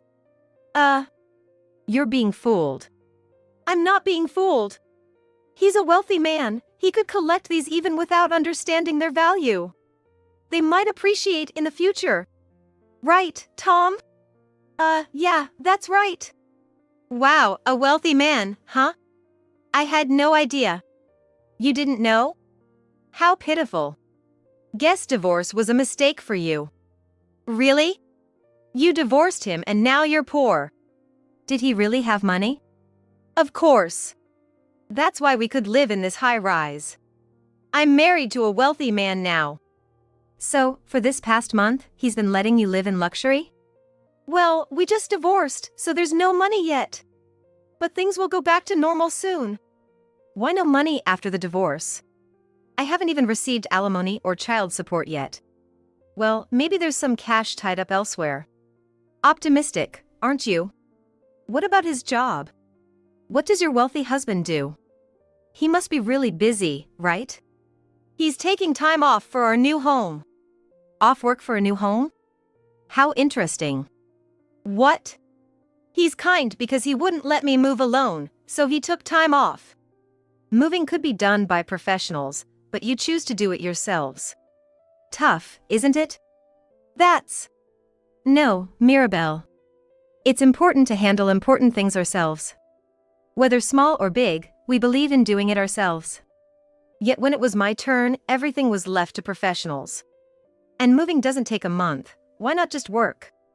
You don't need to worry about us. He knows what he's doing, and you shouldn't interfere with his work. Well, if you think so. That's right. Just because you were dumped, don't meddle. Once you're out, we'll move in and enjoy a comfortable life. We'll see how that goes. Something feels off here. Right then, the doorbell rang. When I checked the intercom, it was the movers I had requested. But they were wearing suits. They clearly weren't movers. As I let them into the house, the man pulled out a calculator and started pricing each item. Wait, they aren't movers? Movers don't usually show up in suits, do they? What's going on? Why is he putting tags on the vase? He's an antique and art dealer, here to appraise and possibly buy these items. And while he's at it, he's valuing the apartment too. Why are you doing this? Why don't you ask your beloved husband, Tom? I doubt he'll tell the truth though. Tom, what's going on? Sorry, I don't know why she's doing this. You knew she was going to sell these? Call the dealer so you could get a cut from the sale? No way. Then why? All of this is yours. You can't just sell it. Well, actually, I bought all these things. But I can't keep them all in my new place, so I thought, why not sell them? Oh. I see, property division, right? You're selling these because you divorced him and want to split the money. I don't want to give you half, but if it's property division, I guess I have to. Tom's wealthy anyway, so even if you get half, it won't bother him. I have no intention of splitting it. Why not? Because all of this is mine. What do you mean? All these artworks were bought by me before I married Tom. So there's no need for property division. No way. Then leave them. This apartment is his, you should leave them here. That makes no sense. Mirabelle nervously watched as more tags were placed. I couldn't help but find it amusing. What was Tom thinking, saying nothing? There'll be nothing left in the house. Well, they're all mine, so that's how it goes. Mirabelle, we're not losing the high-rise. No need to panic. But don't worry, I'll buy you whatever you want. Ha! If you can afford it, why not? Once the appraiser finished, he announced it to me. The total value was over $1 million, as I expected. Thank you for your hard work. When will you be able to collect everything? He replied that it would be in a day or two and left. In a day or two, these artworks will be gone, and then I'll have to leave this apartment too. A day or two means tomorrow or the day after. So, we can move by then? Yes, that's the plan. It'll feel empty without everything, but it means we can decorate with things we like. Well, I guess that's okay. You seem to be misunderstanding something. If you don't leave soon, you'll be forced out. What do you mean? I just sold this high-rise. What? Why? Isn't this apartment Tom's? Why would you sell it? Tom, why did you sell it? This apartment is ours. You're both mistaken. Do you know when we started living here? Right after we got married, right? The question is, when was it purchased? Right after we got married. Do you remember buying it? No, I think it was already there when we got married. Exactly. I bought this apartment with my money before we got married. What do you mean? So, when he said he wanted to live in a high-rise, I bought it. Now that we're divorced, it's up to me whether I keep living here or sell it. So you sold it? Yes, you told me to leave, and I don't want to stay in a place I lived with him. It's the perfect timing. I'm planning to move to a house. I just signed for a new house and have already moved my things in. You bought a house? Yes, it was cheap, only about $1.6 million. $1.6 million? So, Tom's stuff is just the junk in the next room. Take it with you. It's a hassle to dispose of junk. Mirabelle rushed into the next room, finding several cardboard boxes. She hurriedly opened them, only to find actual junk. The clothes were mostly worn out. What is this? Tom's clothes. Why are they like this? I didn't throw them away because he said not to. A wealthy man wearing these ragged clothes? I wanted to let you keep dreaming until the end, but it seems that's not possible. What do you mean? He's not wealthy at all, just a poor guy. No way. Just a pile of garbage. That's harsh. It's not a pile of garbage. These clothes are still wearable. Why? I thought he worked for a major corporation. He said he was the president. He was a temp worker at a big company. No way. A temp worker. Yep, and he got laid off right when you two got married. Why? How do you know this? Even I, his wife, didn't know. Because I'm the president of that company. I thought I might make him a regular employee if our marriage continued, but he never took his job seriously since he knew I was the boss. So, I just kept him as a temp. I knew he couldn't afford a high-rise apartment on a temp salary. But since I have a high income as the president, I thought it was fine. He didn't tell anyone at work that his wife was the boss. It was convenient for both of us, especially since he didn't want people to know I was his wife while he was cheating. So what will happen to Tom now? His contract is over. He was supposed to have one more month, but he's been absent without leave, so it's over. I thought he was wealthy. The wealthy one is me. So you were deceiving me? Not really. If Kelly hadn't divorced, I'd still be a wealthy man by marriage. But Mirabelle wanted a divorce, so I agreed. And with that, I'm out of the wealthy bracket. So, because his wife was wealthy, he's penniless? Yep. A super poor person. Yep. If you knew that, why did you sell the art? Because I can't keep them in my new house. You could have left them. That's not how it works. Everything here is mine. There's nothing here that belongs to you too. I'm just disposing of my own stuff. Tom, do something.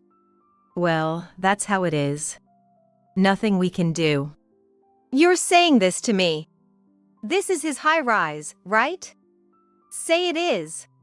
It's not his high-rise. It's the high-rise I lived in with him. But I lived here too. I should have some right to stay. Oh, right. If he has the right to live here, we don't have to leave. Residency rights apply to rented properties. This is not a rental. I bought it in full before we got married. And you left a month ago. You haven't lived here for a month. Where's the residency right in that? Then, property division. I told you earlier. This apartment isn't a jointly acquired asset. It was bought by me before we got married. There's nothing to divide with you. You're penniless, and there's nothing I can do about it. Damn it. I thought we bought everything together. You never had that kind of money. You should take a good look at yourself. Tom seemed frustrated, trying to get something out of me. But with Tom's meager salary, there was no way he could afford anything, let alone own the apartment. Having faced this reality, the two of them left dejectedly. After a while, Tom contacted me again. Where are you now? Why do you ask? It's none of your business where I live. Well, yeah, but I'm actually out of money. I know that already. What's your point? It's different. Mirabelle is blaming me for being broke. Oh, I bet she is. Plus, my temp job ended, so I'm out of work. Find another temp job. Yeah, I know. But I'm not used to other jobs, and there's the whole thing with interpersonal relationships. Well, everyone else manages to deal with it. So, I have a favor to ask. What is it? But even if I listen, I can't promise I'll fulfill it. Don't be like that. I'm really struggling here. So, what is it? Could you hire me at your company? No, I can't. Come on, think about it. Why would I hire my ex-husband? That's just absurd. Even your current wife, Mirabelle, wouldn't like it. But she's the one who suggested it. What? Yeah, Mirabelle brought you up. She said since you're the CEO of a large corporation, you must have a job for me. And since I'm your ex-husband, you'd probably pay me well. That's ridiculous. Both you and Mirabelle are out of your minds. So please, help me out. Marrying Mirabelle was a mistake. I realize that now. You're jumping from job talk to marriage regrets. Are you okay? No, seriously, it was a mistake. She complains about me not having money, and I don't get any allowance. Well, you don't work, so you wouldn't get an allowance. You gave me money even when I didn't work. That was because I had an income. Now I can't even cheat. You shouldn't be cheating in the first place. It's my only joy. That's not my problem. So, hire me, please. Why would I hire someone like you who doesn't work? That's just not happening. If I'm going to hire someone, it'll be someone who actually works. I'll work hard this time. Do you really think I can believe you now? A man full of lies is not trustworthy. Then I'll write a pledge. Even if you wrote that, it wouldn't mean anything coming from you. Don't say that. Come on, help me out. If I don't get a job, Mirabelle will be mad at me. That's not my problem. You chose this path. And things are only going to get worse from here. Worse? What do you mean? Mirabelle has a lot of debt. What? Really? Yes, really. How do you know that? Who do you think I am? I'm a CEO. It's easy for me to find these things out. You looked into it. Exactly.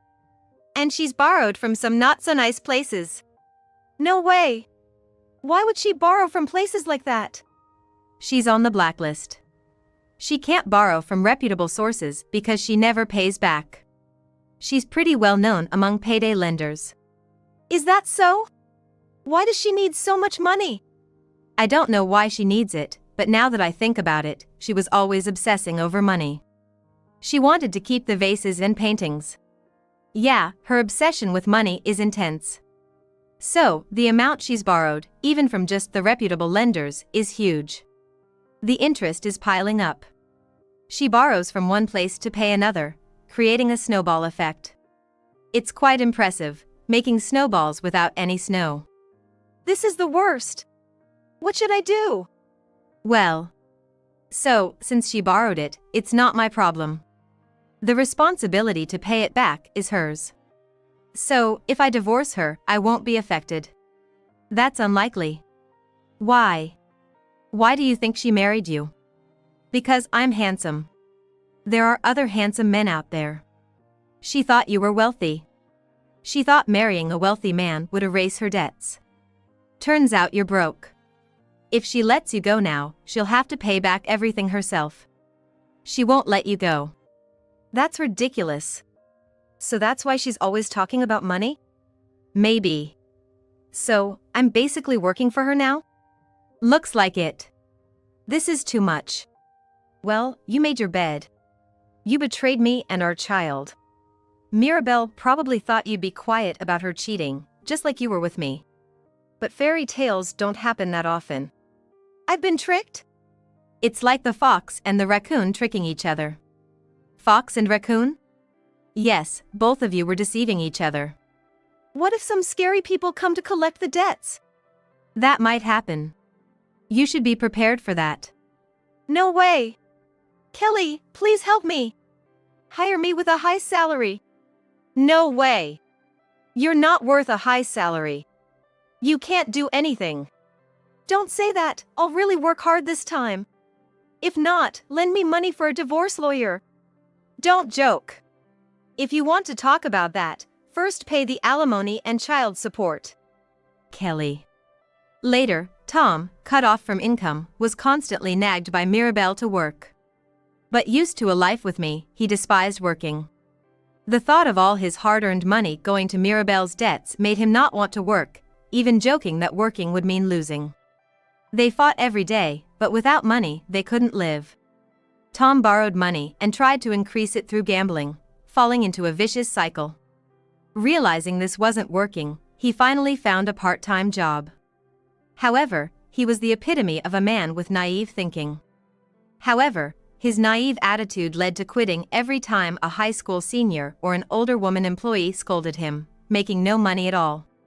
Meanwhile, Mirabelle racked up more debts. Substantial amounts. Before Tom even found out about it, she had disappeared without a trace. It turns out that the reason for the debt was to pay off her own debts, and she had borrowed the money under Tom's name. Tom, overwhelmed by the ballooning debt, apparently complained that he wasn't the one who borrowed the money. However, the lenders, being from the more dangerous side of money lending, just yelled at him, like we care, and that was the end of it. He had to pay no matter what and came to me begging, but I refused. I haven't seen him since then, and no one knows what became of him. As for me, I got tired of high-rise living and bought a house, now enjoying harvesting in the home garden with my daughter. Seeing her happy face, I feel confident that divorcing was the right decision. Right. I forgot, she exclaimed, rummaging through her small bag. What she pulled out was a white envelope. What's this? It's a letter I'm holding for Grandma. She said to read it secretly, away from Michael. She replied.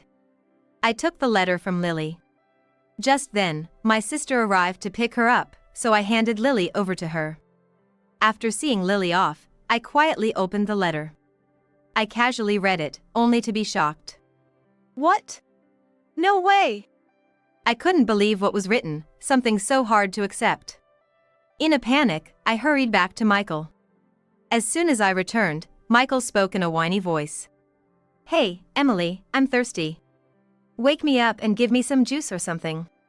Ignoring Michael's request, I quickly flipped the blanket and reached for his pants. What? Emily? Without hesitation, I pulled off his pants. What are you doing all of a sudden? He shouted, scrambling to pull his pants back up. Faced with the reality unfolding before me, I sighed. Looks like Mom's guess was right. Hey! Why are you undressing me all of a sudden? Just because I can't move, you think you can treat me this way? Michael looked up at me, utterly bewildered. True, it was wrong to undress him without saying anything. But it was the only way to confirm my suspicion. My name is Emily Smith, 32 years old. I joined this company after graduating from college and have been here for 10 years. With this tenure, I have a stable income and am trusted with various tasks at work. I've been living a very fulfilling life, but there was one thing bothering me. My husband, Michael, whom I've been married to for 5 years. I met Michael at a friend's wedding. We just happened to be at the same table. Wow, weddings are wonderful, aren't they? Truly, they both look so happy. We only talked a few times, but I was impressed by how genuinely happy Michael seemed for the bride and groom. Later, through a friend, Michael approached me, and our relationship quickly progressed. I want to marry you. He proposed directly, and we got married. The surprising part came later. What, you're divorced? And you have kids? Yeah, and, my ex-wife is demanding child support. Despite being divorced, his ability to celebrate others' weddings was impressive in a way. Child support, right? You should just pay it. It's part of being a father. But, see, I don't have any money left this month. What? I had a feeling Michael's income wasn't great. But I never thought I'd end up paying child support for a child I didn't know with my salary. I rushed into marriage. I don't regret marrying him. But, honestly, it was a rushed decision. What's more problematic is that Michael himself is careless with money and doesn't see this as an issue. I quit my job. Michael would report this to me several times, always with a carefree attitude. You quit. What are we going to do now? Don't worry. You're working, right? It'll all work out. He's the definition of relying on others. I wish he wouldn't depend on other people's money. Was this marriage just for money? I couldn't help but think that sometimes. But apart from the money issue, Michael wasn't a bad husband. He was a bit unconventional, but that was exciting and fun. I feel like something sweet. Wanna go to the convenience store with me? Now? Yeah. Suddenly, on a weekday night, we would head to the convenience store just for sweets. Yeah. I'm not sleeping until I clear this game tonight. Okay. Sometimes, he would keep me up all night playing games on weekends. It was honestly tough at my age, but I didn't dislike his enthusiasm. That's why I couldn't leave Michael, despite his lack of money and job stability. He might be irresponsible with money, but at least he wasn't cheating. That's what I thought as we kept dragging on. But then, just the other day, I saw it. A young woman I didn't recognize was sitting in the passenger seat of Michael's car. I, who prided myself on him not cheating, felt like I had been hit in the back of the head. I was completely off guard, and now there was suspicion of Michael cheating. In such a situation, I wondered if I should confront him or investigate secretly. After much thought, I consulted my sister. My sister, a married woman with an 8-year-old daughter, answered without hesitation. Obviously, you need to gather evidence secretly. There's no point in alerting the other party without sufficient proof, she said firmly. Following my sister's advice, I started focusing on gathering evidence from that day. As a result, it became clear that Michael was frequently meeting a certain woman. The woman was Vanessa Collins, Michael's personal doctor's daughter at Collins Clinic, a private medical practice. They mostly went on drive dates on Thursday afternoons in Michael's car. Then, they would enter a hotel, and I managed to capture this as evidence several times. I thought he was sincere when it came to relationships with women. Disappointment came before anger. Married life wasn't bad, but it wasn't easy either. On top of paying child support, it later turned out he had debts. Both from before our marriage. Meaning, they were originally none of my business. Or at least something I should have known before marriage. Hiding them, Michael married me. I sometimes thought it was almost like being deceived. But the one thing I was proud of was that he wasn't unfaithful. I never imagined he would betray me even in that. I'll confront him with everything and end it. Knowing Michael's carefree nature, he probably had no idea I knew. I'd give him a surprise for once. So, I was figuring out the right time to tell him. But soon after, I received a shocking call from Michael. Sorry, I had an accident. I might not be able to move my body anymore. I left work and rushed to the hospital he mentioned. It was Collins Clinic. Feeling apprehensive, I also contacted my mom to come with me. Are you his wife? Please come this way. I never imagined meeting her under these circumstances. The one guiding me at the reception was Vanessa, Michael's affair partner. I had seen her face from behind or in profile several times over the past few months, but it felt strange to see her face to face like this. Guided to the room, Michael was lying in the hospital bed. Michael! Emily. You came. His voice and expression seemed lively. My mother seemed to think the same, and we exchanged relieved glances. I was shocked when I got the call, but thankfully, his injuries were lighter than I thought. I was relieved. But then, the doctor's next words left me speechless. Mr. Smith is likely to be paralyzed on one side of his body. Paralyzed on one side? Yes, in Mr. Smith's case, it means the right half of his body can't move. Is there no chance of recovery? The doctor closed his eyes in thought and then firmly said, "It's difficult." Next thing I knew, I was crying uncontrollably, supported by my mother. Once I calmed down a bit, Michael timidly started to speak. This hospital, due to its facilities, can't admit me for a long stay, so I have to go home. What? But what about thorough examinations? Your right side is still not moving. There could be other causes, right? Yeah. Well, there's also the exhaustion from the accident today. We'll see another time. His hesitant words worried me, but I didn't want to push him. Reluctantly, I, with my mother's help, brought Michael back to our apartment. After laying Michael in bed, I went out to the entrance to see my mother off. Sorry for the sudden trouble today. Thank you. It's all right. But now, there's no chance to talk about the affair. Indeed. What will you do now? If Michael really is paralyzed, I can't just abandon him because he cheated. I need to think about it. Remember, you are the most important to me. She meant not to sacrifice myself for Michael's sake. Thanks. My mother seemed to have more to say, but left with a complicated look on her face. The next day, my life as Michael's caregiver began. Though he was paralyzed on one side, the other side was still functional, so the need for care was less than I expected. Soon, taking care of Michael's mental health, being unable to go outside, became the bigger challenge. Anyway, I'm just so bored. Surprisingly, Michael complained less about his inability to move and more about feeling idle. He kept summoning me for trivial things. Wanting juice, needing an itch scratched on his back.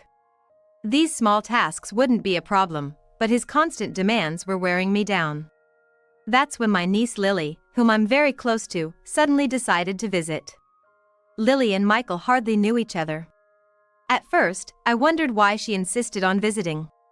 When I asked my sister, she replied casually. That's because everyone's worried about you, obviously. Even 8-year-old Lily is concerned about you. That's so sweet of Lily. I wish I could come along too, but I'm swamped with work and can barely manage the drop-off and pick-up. Mom seems busy too. Well, at least with Lily there, Michael won't be able to act selfishly in front of a child. My sister was right. With Lily there, whether it was male pride or just embarrassment, Michael called me less frequently. Thanks to that, Lily and I could chat about school life and the latest trends among elementary schoolers, all sorts of girl talk. But why do fun times always fly by so quickly? As the evening approached, it was time for Lily to leave. My sister called to pick her up, and though I was reluctant, it was time to say goodbye. All right, Lily, your mom will be here soon. Let's wait outside. Okay. As we headed to the door, Lily suddenly remembered something. Oh, I almost forgot. She rummaged through her small bag and pulled out a white envelope. What's this? I was asked to keep this letter from Grandma. She said to read it away from Michael. From Mom? Thanks. I took the letter from Lily. As my sister arrived to pick her up, I handed Lily over to her. After seeing Lily off, I quietly opened the letter. It wasn't mailed but given to Lily to pass to me, quite meticulous. I wondered what it could be. Glancing through it, I was stunned. What? No way! The contents were unbelievable. But my mother wouldn't lie about something like this. If this is true, I need to confirm it. I hurried back to Michael. As soon as I returned, Michael spoke in a whiny voice. Is Lily gone? Yes, she just left with her mom. Ah. Hey Emily, I'm thirsty. Could you get me up and get me some juice or something? Ignoring his request, I quickly flipped back the blanket and reached for his pants. Eh? Emily? Without hesitation, I took off Michael's pants, leaving him bewildered. What are you doing all of a sudden? Michael shouted, quickly pulling his pants up. Faced with the reality before me, I sighed. Mom's prediction was right. Hey! Suddenly taking off someone's pants, what are you trying to do? Taking advantage of me because I can't move, isn't that terrible? Michael looked up at me, bewildered. Indeed, it was wrong to undress him without saying anything.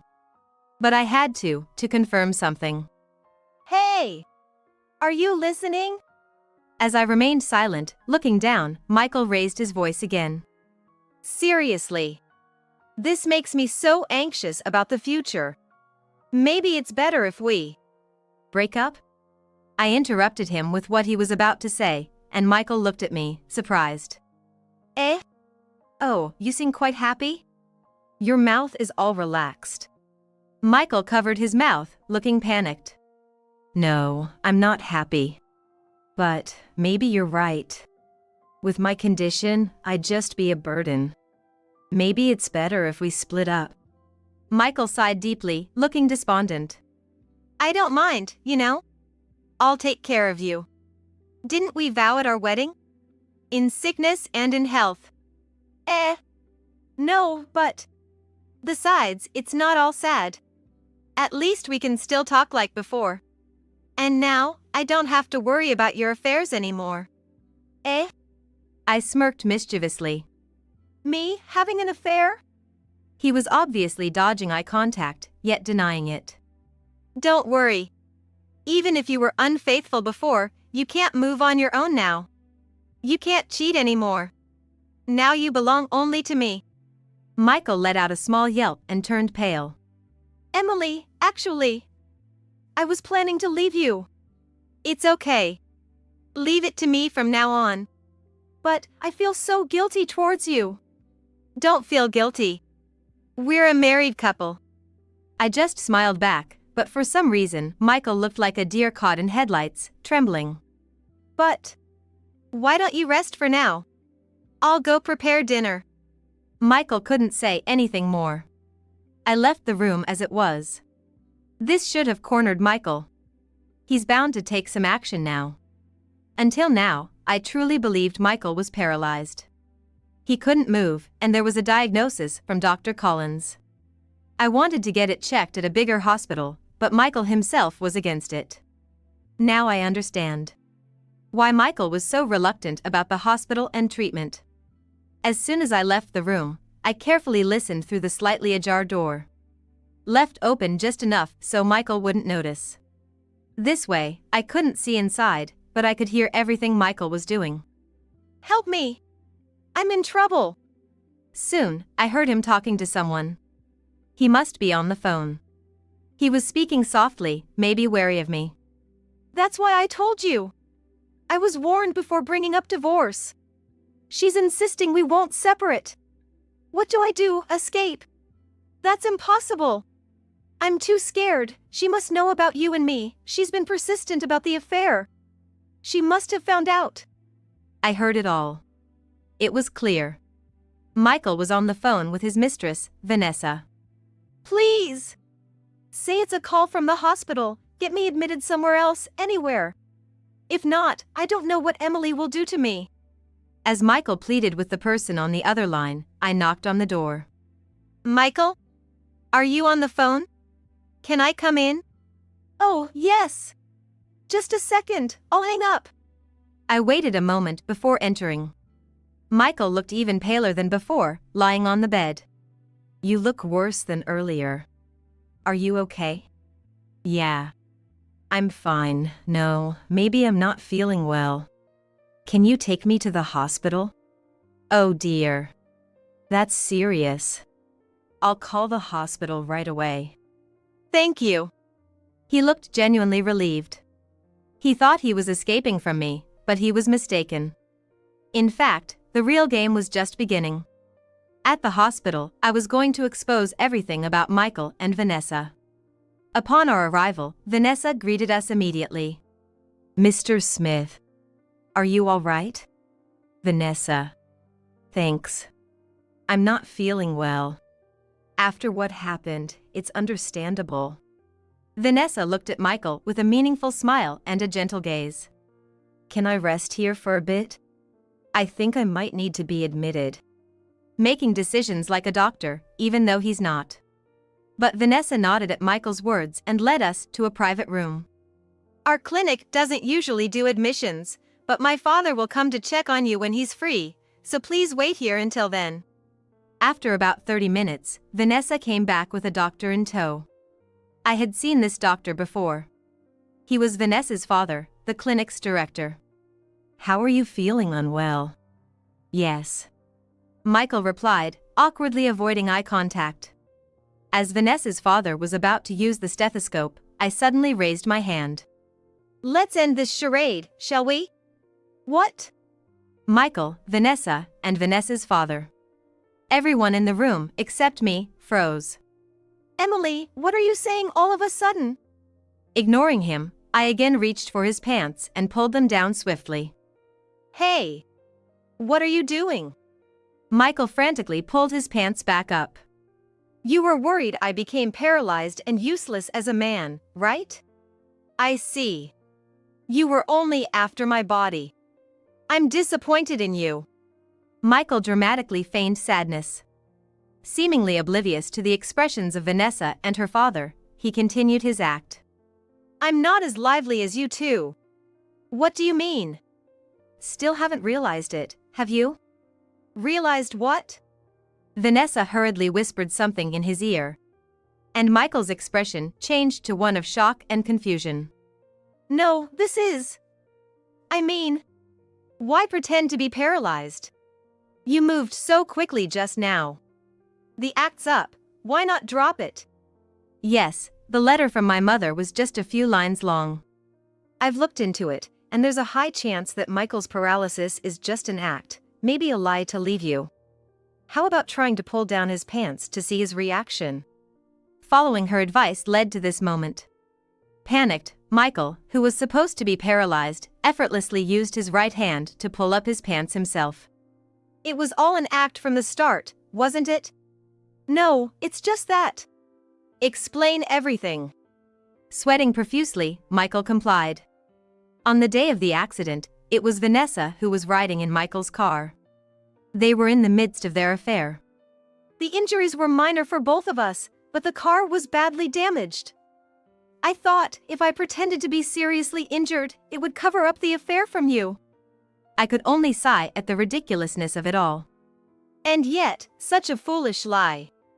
Did you really think you could keep it up forever? No, well. Or did you really want to cover up the affair that badly? It's not like that. Before Michael could answer, Vanessa interrupted. Michael was just trying to leave you without hurting you. After all, if you found out he had an accident while driving with his affair partner, wouldn't that be humiliating? So, he even told a kind lie about being paralyzed, to part ways smoothly. Kind? Where's the kindness in a married man fooling around with someone much younger than himself? Stop saying that. We truly love each other.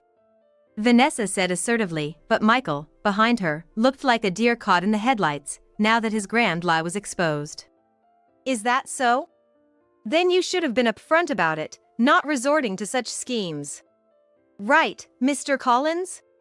Vanessa's father twitched nervously, his forehead glistening even more than Michael's.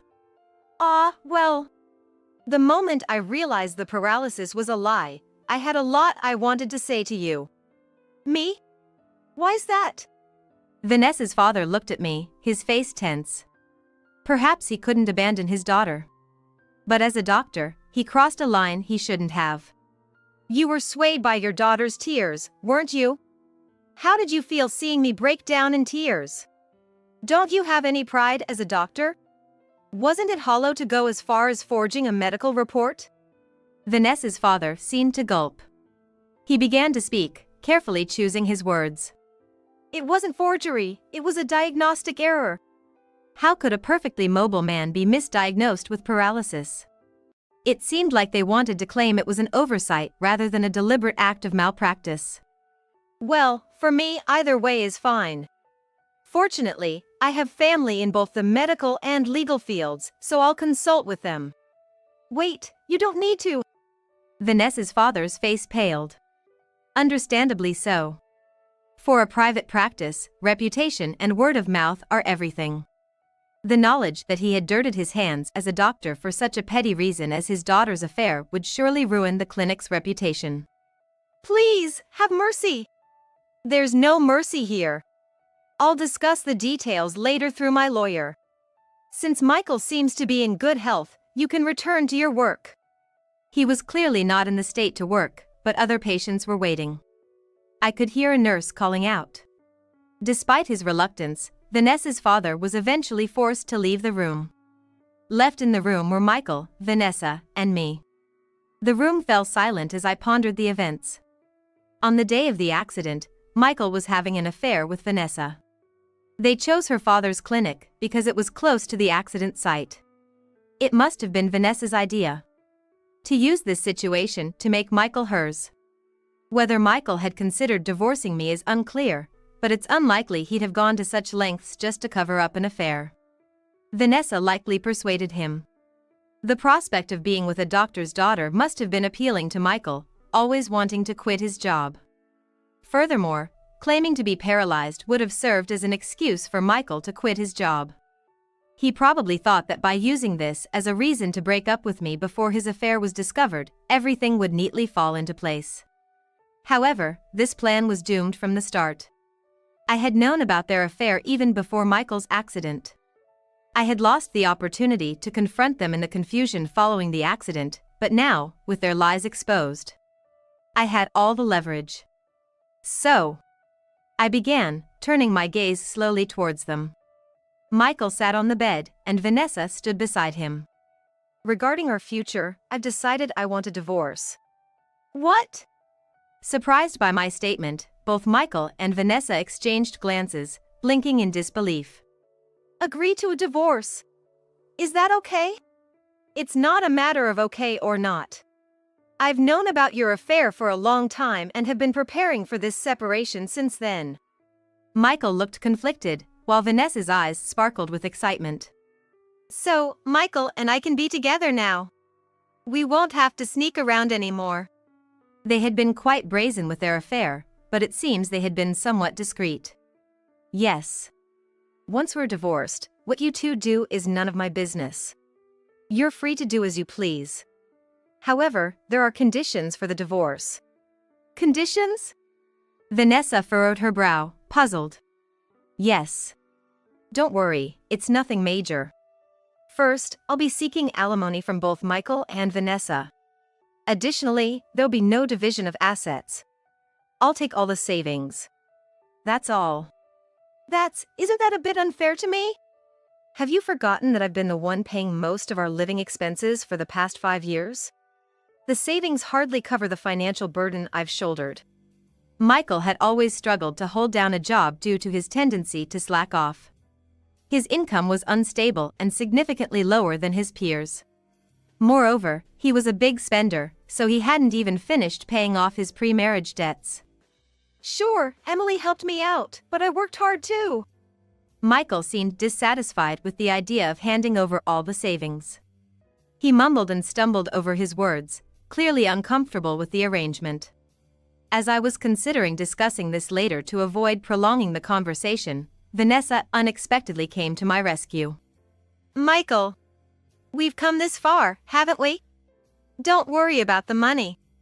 My father is here, and if you leave it to me, everything will be fine. I want us to be able to love each other openly and proudly as soon as possible. Vanessa. Love is all we need. It was astonishing how they could show such a demeanor in front of me, still technically Michael's wife. And what did Vanessa see in Michael, anyway? Although many questions lingered, Vanessa's intervention helped conclude the matter. All right, I'll leave the divorce papers and alimony details to my lawyer. I'll send your belongings to Vanessa's place. I don't expect we'll need to see each other again.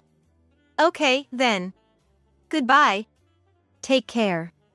Michael and Vanessa seemed to already consider themselves a couple, sitting closely together. I remembered something important and spoke up. Ah, right. Don't forget to make the child support payments, okay? And try to at least pay off the interest on your debts. Vanessa abruptly looked up at Michael. Child support? Debt? What's all this about? Oh, didn't you know? This man has a child with his ex-wife. And don't get it wrong, I didn't steal him from her.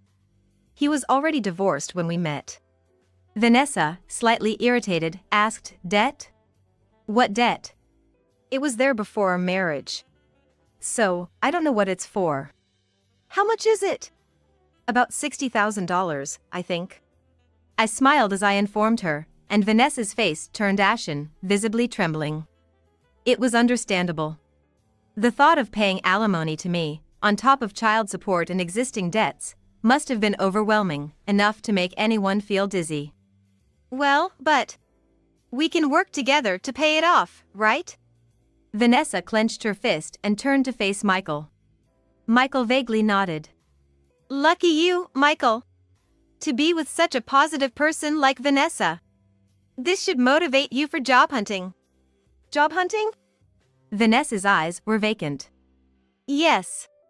Michael hastily resigned from his job because of this whole situation. He's now unemployed. Without any qualifications, a full-time job might be hard, but love is all you need, right? Good luck. Vanessa muttered under her breath, but there's a limit. Shocked, Vanessa and Michael looked lost. As I waved goodbye and left the hospital. After that, the divorce was finalized without issue. Regarding the alimony that I was slightly worried about, Vanessa's father ended up paying the entire amount for both of them. He probably did this out of fear that I might disclose everything that happened. Considering the potential damage to his reputation, it was a small price to pay. Now, nothing was stopping Michael and Vanessa. However, they didn't remarry right away. Michael was eager to marry right away, saying as soon as possible, but Vanessa seemed hesitant, often responding with well, maybe. Moreover, their relationship seemed to be fraught with arguments, mainly because Michael remained unemployed and Vanessa was reluctant to officially register their marriage. Even if she once thought Michael was her soulmate, hesitance is understandable considering his lack of responsibility and initiative. In my case, by the time I realized, I had grown too attached. If not for that, I would have left him much sooner. Thankfully, I'm now enjoying peaceful days. At first, I thought I might feel lonely. Michael, despite his issues, was good at pampering and entertaining. But in his absence, I realized how much easier life was. No sudden demands for sweets or all-night gaming sessions. While some might find such a life fun, it was taxing for me in my 30s. Now, I can take care of myself and have more relaxed days. No more living on the edge for excitement. From now on, I want to live a life that's true to myself, without stretching myself too thin. Are the poor only good enough for standing room? Haha. Well, then I'm leaving. I'm Chloe Harris. I lost my husband to illness at an early age and have since been living with my daughter Stephanie, working together as a family. I've worked hard to raise Stephanie. I think I might have made her feel lonely at times because of that. But Stephanie has been blessed with a good relationship, and now she's dating a fine young man named Ken. When Stephanie and Ken started living together, I expanded my job scope and now work in various places. Hello, Stephanie? It's Mom. How are you doing? Yeah. I'm good. Ken's fine too. That's good to hear. Oh, by the way, I was on a business trip recently and wanted to drop off a souvenir this weekend. Will you be home? Thanks. But this weekend? It might be tough. Can I come by on a weekday evening to pick it up? I felt a slight unease in Stephanie's hesitant response. But I didn't pry too deeply, thinking she might just be busy. Little did I know, I would come to regret not asking more at that moment. We planned to meet the following Wednesday, and I invited Ken as well for a dinner together, to which they happily agreed. It had been a while since I last saw Stephanie due to my travel schedule. I was looking forward to seeing Stephanie and Ken that Wednesday. On the promised Wednesday evening. Mom. I'm home. Good evening. Thank you for inviting me as well today. Good evening. Welcome, both of you. Dinner's ready.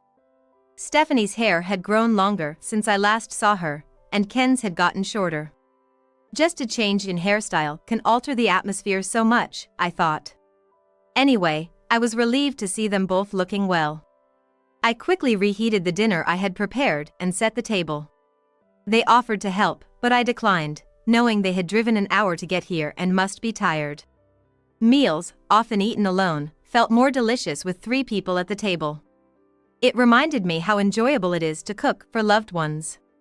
How have you two been? Enjoying yourselves? As I asked, they looked at each other and laughed. Yes. Every day is fun. Yes. I've been having a great time, though I rely a lot on Stephanie. Seeing my child talk so happily always brings me peace. As we shared updates on work and home life, I felt content. Responsible Stephanie and kind, cheerful Ken. Ken seemed a bit henpecked, but maybe that's just the right balance. My only wish was for Stephanie, who lost her father early and experienced loneliness, to be happy. The day we reunited flew by, and they left before midnight. After some time, I received a call from Stephanie. Hello, Stephanie? What's up? Mom, well, it's nothing, never mind. Stephanie sounded off and was about to hang up. But I was concerned and stopped her. Wait, Stephanie. Something's wrong, isn't it? Please tell me. Mom, yeah. Thank you. Can I come over next weekend? Of course, dear. I'll be waiting. I hung up the phone and found myself anxiously waiting for the weekend. I thought about calling a few times, but I assumed Stephanie probably wanted to talk in person, which is why she had mentioned coming over to the house. I decided to simply wait for the weekend. Finally, the weekend arrived, and Stephanie came over. I made some coffee and handed it to her.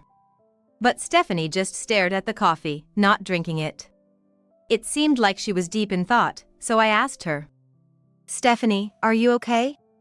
She seemed startled by my voice and gave a wry smile. Then hesitantly started talking. I don't want Ken to know this, but it seems like Ken's mom doesn't like me. She's told me to break up with him. What? I didn't know Ken's mom well, as she only occasionally came up in our conversations. But if she's saying to break up, there must be a reason. Did she tell you why? Well, don't be shocked, Mom. When I told her we were a single-parent family, that seemed to bother her. For real? That's the reason? A girl raised in a single-parent home is only not good, she said. She can't let Ken be with someone like that. I couldn't believe such an unreasonable reason could exist. How could she say such things and hurt Stephanie? I just couldn't understand. Really, in this day and age, there are still people with such prejudices. Yeah. I told her dad passed away from illness, but she still didn't care. Seeing Stephanie trying to smile through it hurt me. Stephanie and I had gone through tough times after losing her father. We've overcome so much and have nothing to be ashamed of. I want to help her, but is there a solution? And I didn't want to tell you like this, but Ken proposed to me recently. Oh my! Really? I was so happy, of course. But thinking of Ken's mom, I'm not sure what to do. I see. Marriage is about joining families, after all. Of course, I'm happy about Stephanie and Ken's marriage. But after hearing Stephanie's story, I can understand her dilemma. She added that Ken's mom usually visits on weekends, and she seems nice when Ken is around. However, Stephanie said that Ken's mom's attitude changes completely when Ken is not around due to working on weekends. Sensing there was more to the story, I encouraged her to tell me everything. She sighed and shared a shocking account of mistreatment. She said Ken's mom would throw away the food Stephanie cooked, criticize her cleaning and laundry methods, and even told her not to burden Ken with living expenses. Despite them sharing the costs since Stephanie also works. That's terrible. I don't want to speak ill of Ken's mom, but... Well, I'm not the best cook and can't always keep the house perfect while working. Maybe it's my fault. Ahaha. Stephanie forced a laugh but seemed close to tears. I was angry but held it back. I suggested telling Ken, but she didn't want to worry him. After talking for a while and feeling better, Stephanie got ready to leave. I handed her something. Take this with you, just in case. This is a voice recorder? I explained it's to keep evidence, just in case. I hoped she wouldn't have to use it, but it's better to have evidence. I always carry a voice recorder for work. And gave it to Stephanie. She understood and put it in her bag. Call me if anything happens. Sure, Mom. Thanks. Then, Stephanie left. Later, she called to ask if she and Ken could come over. I guessed they might have decided to get married. When they arrived, Ken, in a suit, was incredibly nervous. I couldn't help but laugh. I served cake and coffee, and as we sat down, Ken nervously announced their engagement. We all laughed, which seemed to relax him. After that, we discussed future plans, including setting a date for a family meeting and proceeding with wedding arrangements. The word family meeting made me glance at Stephanie, who smiled awkwardly. From observing Ken's behavior, it appears he was indeed unaware of his mother-in-law's actions, and he was talking very happily. When I told Ken and Stephanie that I wanted to help as much as possible and they should consult me with anything, they both happily expressed their gratitude. When Stephanie called later about the family meeting, I answered, expecting it to be about the schedule. She sounded downhearted, so I asked what was wrong. Then, I heard an unexpected story. Stephanie. What's up? You don't sound well. Mom, it's hard to say. The family meeting might not happen. Oh? What happened? I was surprised but remembered the earlier conversations about Ken's mother. Could it be? Ken's parents are against the marriage? It seems so. Ahaha. Stephanie's forced laughter was evident even over the phone. It seems they are particularly displeased with Stephanie. As can be inferred from previous discussions, being from a single-parent household likely played a role in the situation. Did you get the real reason why? Yeah, because we're a single-parent family. I see, as I thought. I couldn't understand why being from a single-parent family would be so abhorred. When I asked if this would break the marriage, Stephanie said Ken was furious when he heard why the family meeting wasn't happening. He was so outraged that he said he'd cut ties with his parents if they held such prejudices. Ken's parents, panicked, agreed to the marriage but still refused the family meeting. Stephanie had never seen Ken so angry and had to calm him down. They eventually decided to forego the family meeting after a long discussion. I'm sorry, Mom. I even thought we should reconsider the timing of the wedding because of their opposition. Don't be silly. Don't worry about the family meeting. What matters most in a marriage is you and Ken's feelings. You're both adults. I shared my thoughts with her. I felt sorry for Stephanie, but I was relieved to know Ken was on her side. Ken said the same. He couldn't understand his parents' stance. After all, it's us who are getting married, right? Hearing this, I felt relieved that Stephanie's partner was someone like Ken. They decided to have a wedding, and will greet Ken's parents there. Honestly, I was worried about Stephanie's future, but she's an adult, so I didn't want to interfere too much. Later, they told me about their honeymoon plans and their search for the perfect wedding venue. The next day, I got a rare call from Ken. Hello, Ken? What's up? Hi, Mom. I guess Stephanie told you about the recent situation. Yes, she did. Sounds like it was tough. I'm really sorry. I never imagined my own parents would have such prejudices. Ken seemed shocked by his parents' behavior. He likely never imagined such an issue would arise from his own parents. As a parent myself, I was infuriated that they would say such things to their child. Ken, who contacted me to apologize for hurting Stephanie, clearly cares deeply for her. And he repeatedly apologized to me as well, expressing his remorse. You don't need to apologize, Ken. I'm just glad someone like you, who puts Stephanie first, is her partner. Ken thanked me, his voice shaking. I believe getting rid of prejudices is hard. So I hope they become a happy couple, making his parents regret their biases in a good way.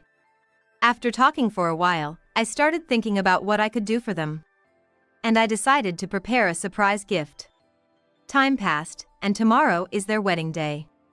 Despite some small issues, Ken seems to have protected Stephanie well, and we're ready for tomorrow. I pulled out an album from the closet, looking at photos of Stephanie as a baby. With her father, and after we became just the two of us. Tears came to my eyes as I remembered those times. Darling, our Stephanie is getting married tomorrow. She's met a wonderful man, somewhat like you. Please watch over her to ensure the wedding goes well. I spoke to my late husband's picture. Though no reply came, somehow, it felt like he was smiling. Then came the long-awaited wedding day. I finished getting ready and left the house. Not being the main character, yet I realized I was a bit nervous and chuckled to myself. Arriving at the venue, I went to find Stephanie, who seemed to be in the middle of preparations. When I called out to her, she turned around. Her face was pale. What's wrong? You're so pale. Yeah, just too nervous. Am I going to be okay? She seemed to have lost color due to excessive nervousness. Relieved, I patted her back. It's okay. Your dad and I are watching over you, and more importantly, you have your chosen husband here. Stephanie took a deep breath and seemed a bit calmer. Thanking me, she continued with the staff's help. Watching her, I also felt the reality of the situation. Then, I went to greet Ken's parents. In Ken's dressing room, only Ken and some staff were present, his parents having left a bit earlier. I approached Ken. Hello, Ken. It's finally happening, isn't it? Turning to me, Ken looked as pale as Stephanie, clearly nervous. I couldn't help but laugh, which seemed to make him even more flustered.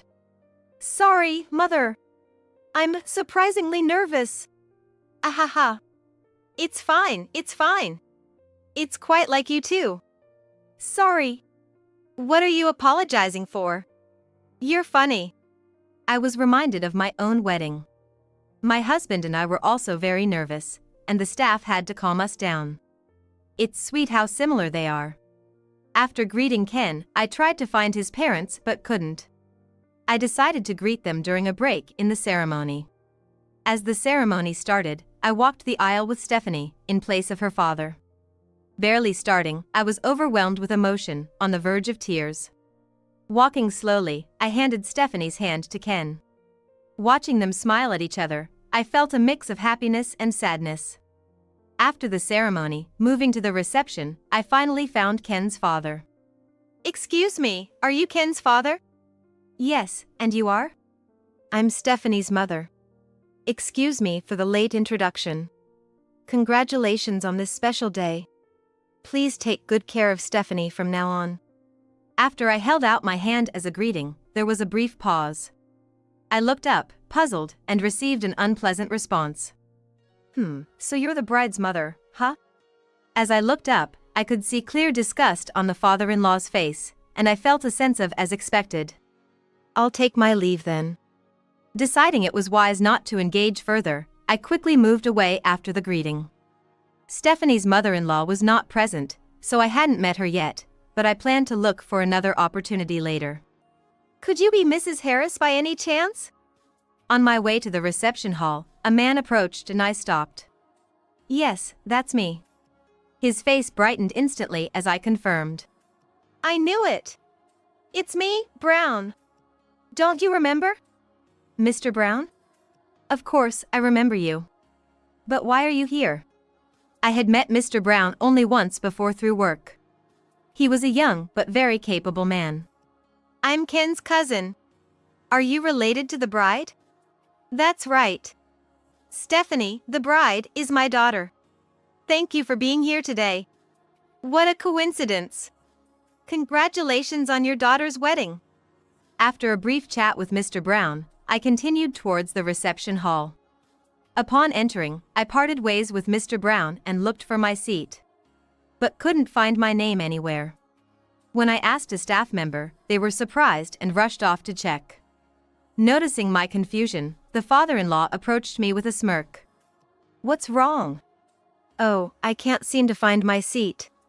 He burst into laughter at my response. His laugh was so unpleasant, furthermore, he began speaking loudly enough for others to hear. Poor people like you should be fine with standing room, right? What? I asked back, surprised by his words. A single mother trying to sit down like she's somebody. You're just here for a free meal, aren't you? Haha. What did you just say? Can't even understand, huh? Truly hopeless. Leave right now. His extremely offensive words made it impossible for me to hide my anger.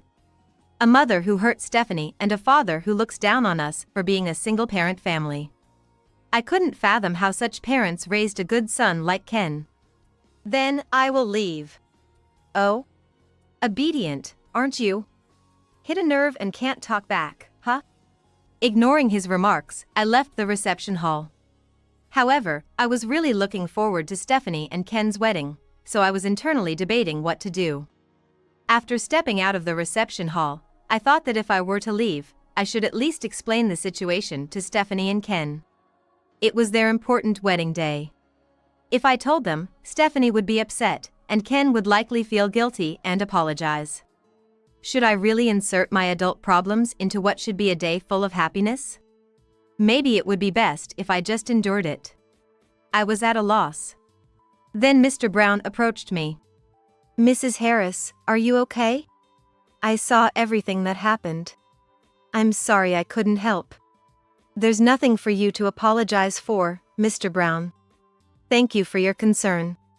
Then, Mr. Brown made a suggestion. There's no need for you to leave, Mrs. Harris. I have a good idea. He said this with a reassuring smile. Mr. Brown called over a staff member, explained the situation, and the staff member gladly accepted his proposal. Mr. Brown, thank you so much. No need to thank me. The real problem is clearly the groom's father. After thanking Mr. Brown again, I was escorted by a staff member to a new location. On the way, I stopped by the restroom, where I encountered someone unexpected. Could it be Mrs. Chloe Harris? Yes, that's me, and you are? I'm your biggest fan. I'm so thrilled to meet you here. I rarely appear in the media, only once in a magazine, so knowing my face meant she must be a considerable fan. Oh, I'm the groom's mother. It's the best day ever to meet Mrs. Harris. It was the mother-in-law.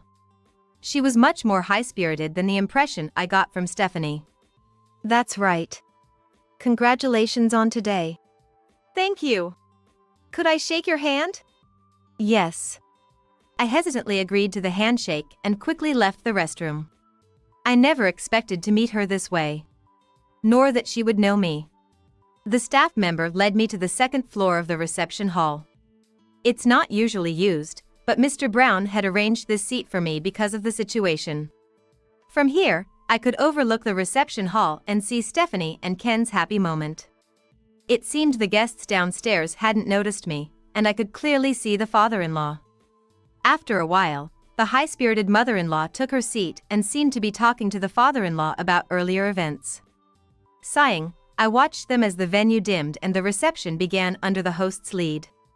Stephanie and Ken's entrance was so lovely it brought tears to my eyes. How had they grown up so fast? Watching them walk shyly amidst blessings was unforgettable. Then, Stephanie and Ken looked up and smiled at me. It seems they heard that I was here. I waved at them, capturing their photos on my smartphone. Next, it was time for the letter of appreciation to the parents. The father-in-law and mother-in-law smirked at Stephanie. Noticing this, Stephanie looked down just as I was invited onto the stage, causing the father-in-law to grimace and the mother-in-law to turn pale. She pointed at me, trembling, saying, What? I nodded, took the letter from Stephanie, and read it. By the end, Stephanie, Ken, and surprisingly, even I were in tears. We received a round of applause, and I descended the stage after receiving the letter and a bouquet from Stephanie. Back on the second floor, I could see the father-in-law and mother-in-law whispering. I could imagine they talked about me. Mr. Brown nodded and gave me a thumbs up, which made me smile. I knew I owed him a big thank you someday. After the reception, I went to meet Stephanie, where I found her with her parents-in-law. I approached them coldly, thinking they wanted something from Stephanie. Do you need something from Stephanie? No. We wanted to talk to you, Mrs. Harris. What about? See. This is what I'm talking about. Why should I apologize? Please. She's an important person. Apologize. No need for apologies. And what are you apologizing for? The mother-in-law, still pale, hurriedly bowed. My husband was very rude to you. I'm so sorry. Please forgive us. What rudeness are you referring to? About calling you poor and suggesting you should stand. I'm so sorry. However, who I am wasn't the point. Never would I have imagined that you, of all people, are Stephanie's mother. If only we had known, things wouldn't have come to this. You refused to meet me because I'm Stephanie's mother. Well. When I brought up the issue of the initial family meeting, the mother-in-law suddenly fell silent. She only seemed to be apologizing for the father-in-law's behavior, but to me, she was just as culpable. I certainly didn't have a good impression of this couple. They continued to insist that they were not at fault for refusing the family meeting, claiming they would have been happy to have it if they had known who I was, and suggesting it was Stephanie's fault for not telling them beforehand. However, I firmly stated that part of the importance of a family meeting is getting to know the other party and that they were the ones who made assumptions based on our family background. This only reinforced my belief that we had fundamentally different values. Angered by my retort, the father-in-law spoke up next. Famous, huh? Doesn't look like it. Maybe she just shares the same name? Besides, she's just a poor single mother. Oh, what do you mean by that? Mr. Brown interjected at that moment. As soon as looking at him, my father-in-law is surprised. Vice President? Yes, Mr. Brown was the vice president of the company where the father-in-law worked. The current president was Mr. Brown's father, and it seemed he was set to take over the company. Mr. Brown was Ken's cousin, but his father had married into the family, taking his wife's surname. Who are you referring to as a poor single mother? Well, she's... Ah. Are you talking about Mrs. Harris? That would be a grave mistake, wouldn't it? A grave mistake? It seems you're not aware. Mrs. Harris here is a world-famous artist. Well, I heard that from my wife, but just a painter, right? Still poor. Ignorance is frightening, isn't it? Mrs. Harris's paintings sell for millions at the lowest. What? The father-in-law was stunned. And the mother-in-law shrank beside him, unable to hide her disturbance. Watching their behavior, I couldn't help but let out another sigh. As an artist, I create my own works and also accept commissions. Many people appreciate my art and buy it at high prices. Mr. Brown is also one of those connected to this, with his parents primarily being the ones who have taken a liking to my paintings and purchased them. Mr. Brown has been the intermediary in this matter, handling the transactions with my manager, and I have met him once during these dealings. No way! Ask my parents if you don't believe it. They've bought paintings for up to $2 million. $2 million? Oh, that auction was quite an event. My parents really wanted your painting, so we ended up bidding high in an auction-style format. We won, thankfully. With a smile, Mr. Brown looked at me. I put my hand on my chest in gratitude and was thanked in return. The father-in-law and mother-in-law were both ashen-faced and bowed. If my parents find out you insulted Mrs. Harris, they'll be deeply saddened. With that, the father-in-law looked up, sweating. And he begged Mr. Brown, please don't tell them. I beg you. Mr. Brown was visibly frustrated by their behavior and urged them to beg forgiveness from the right person. Reluctantly, the father-in-law turned to me and began a half-hearted apology. Clearly lacking sincerity due to their pride. He didn't seem to understand what truly upset me the most. Do you know what I'm most angry about? What? That I look down on you? He clearly didn't get it. I asked the same question to the mother-in-law, but she seemed just as clueless. It's because you hurt someone very important to me. Even with that, both seemed bewildered and didn't understand. Lacking comprehension and learning ability, perhaps. I'm angry because you hurt Stephanie. I raised my voice in frustration, feeling angrier than I had in a long time.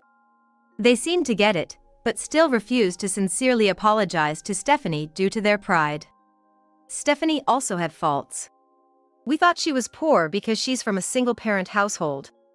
It was clear they were trying to shift the blame to Stephanie, claiming it was Stephanie's responsibility to explain things to us. Mr. Brown looked exasperated, while Stephanie was visibly upset. At that moment, Ken stepped in. Stephanie, keep an eye on these people, he said, standing by her and putting an arm around her shoulders. Let's make sure we don't end up like them, he added, clearly angry after hearing the conversation.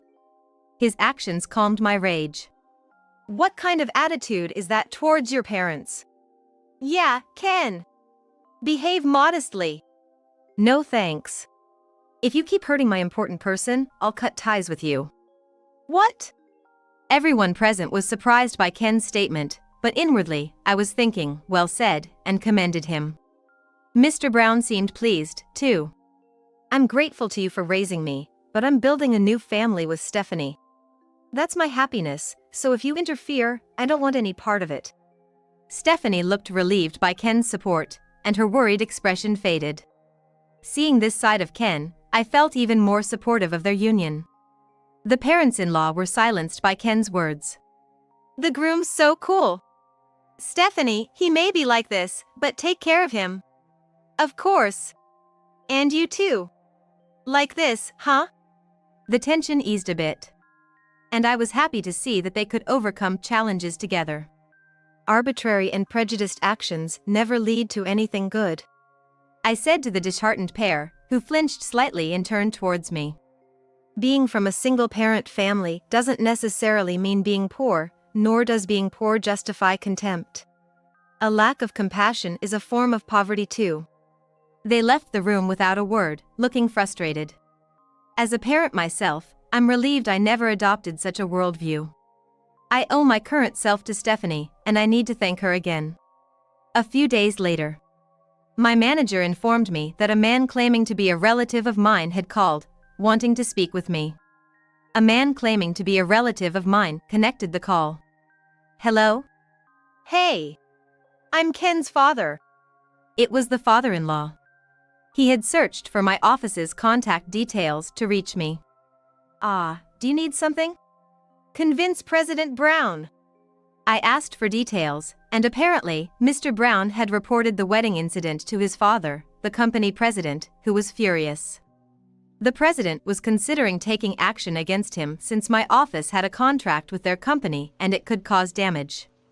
I want you to ask them to not take any action. Why should I? That's your company's business, not mine. He continued with his condescending tone, which was unpleasant as usual. I realized people like him never change. We're in trouble because Ken hasn't contacted us since the wedding. That's the result of your own actions. What?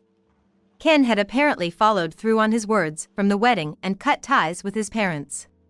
It allows Stephanie to live without anxiety. Everything was their own doing, yet they were asking for my help, which was utterly inconvenient. To think you survived in society with such an attitude. There's a limit to looking down on people. I have no obligation to listen to you, and I don't care about your troubles. Damn it. I'm asking you, I'm bowing down here. I see you don't understand. Things will happen as they will. I'm busy, so I'll hang up now. Goodbye. Wait. I ended the call and informed my manager not to connect them anymore. Despite several attempts from them, my manager, who is more direct than me, eventually stopped their calls. I reported the incident to Stephanie and Ken and urged them to be cautious.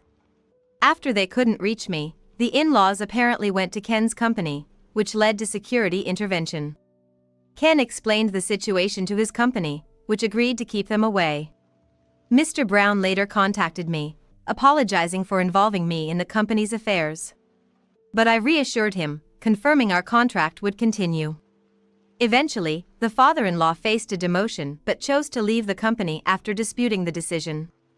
Since the wedding, the in-laws had a strained relationship, leading to divorce after the father-in-law became unemployed. The mother-in-law once sent an email to Ken, asking him to support her, but he ignored it. The father-in-law, with his high pride, struggled to find re-employment and was barely scraping by working at a part-time job. The mother-in-law, unable to find support from relatives due to the wedding incident, ended up living in a shabby apartment while working part-time jobs. As a celebration gift for Stephanie and Ken, I surprised them with a house. I remembered a house that Stephanie and Ken once said, we'd like to live in, and had one built with a similar design for them. To ensure their living environment wouldn't change drastically, I had the house built close to where Stephanie and Ken are currently living. They were overjoyed with the gift, even suggesting that I live with them in my later years. I reported to my late husband's memorial that Stephanie and Ken were very happy, and placed a photo of the three of us at the altar. Next year, I'm also looking forward to the birth of a grandchild, adding more joy to my future.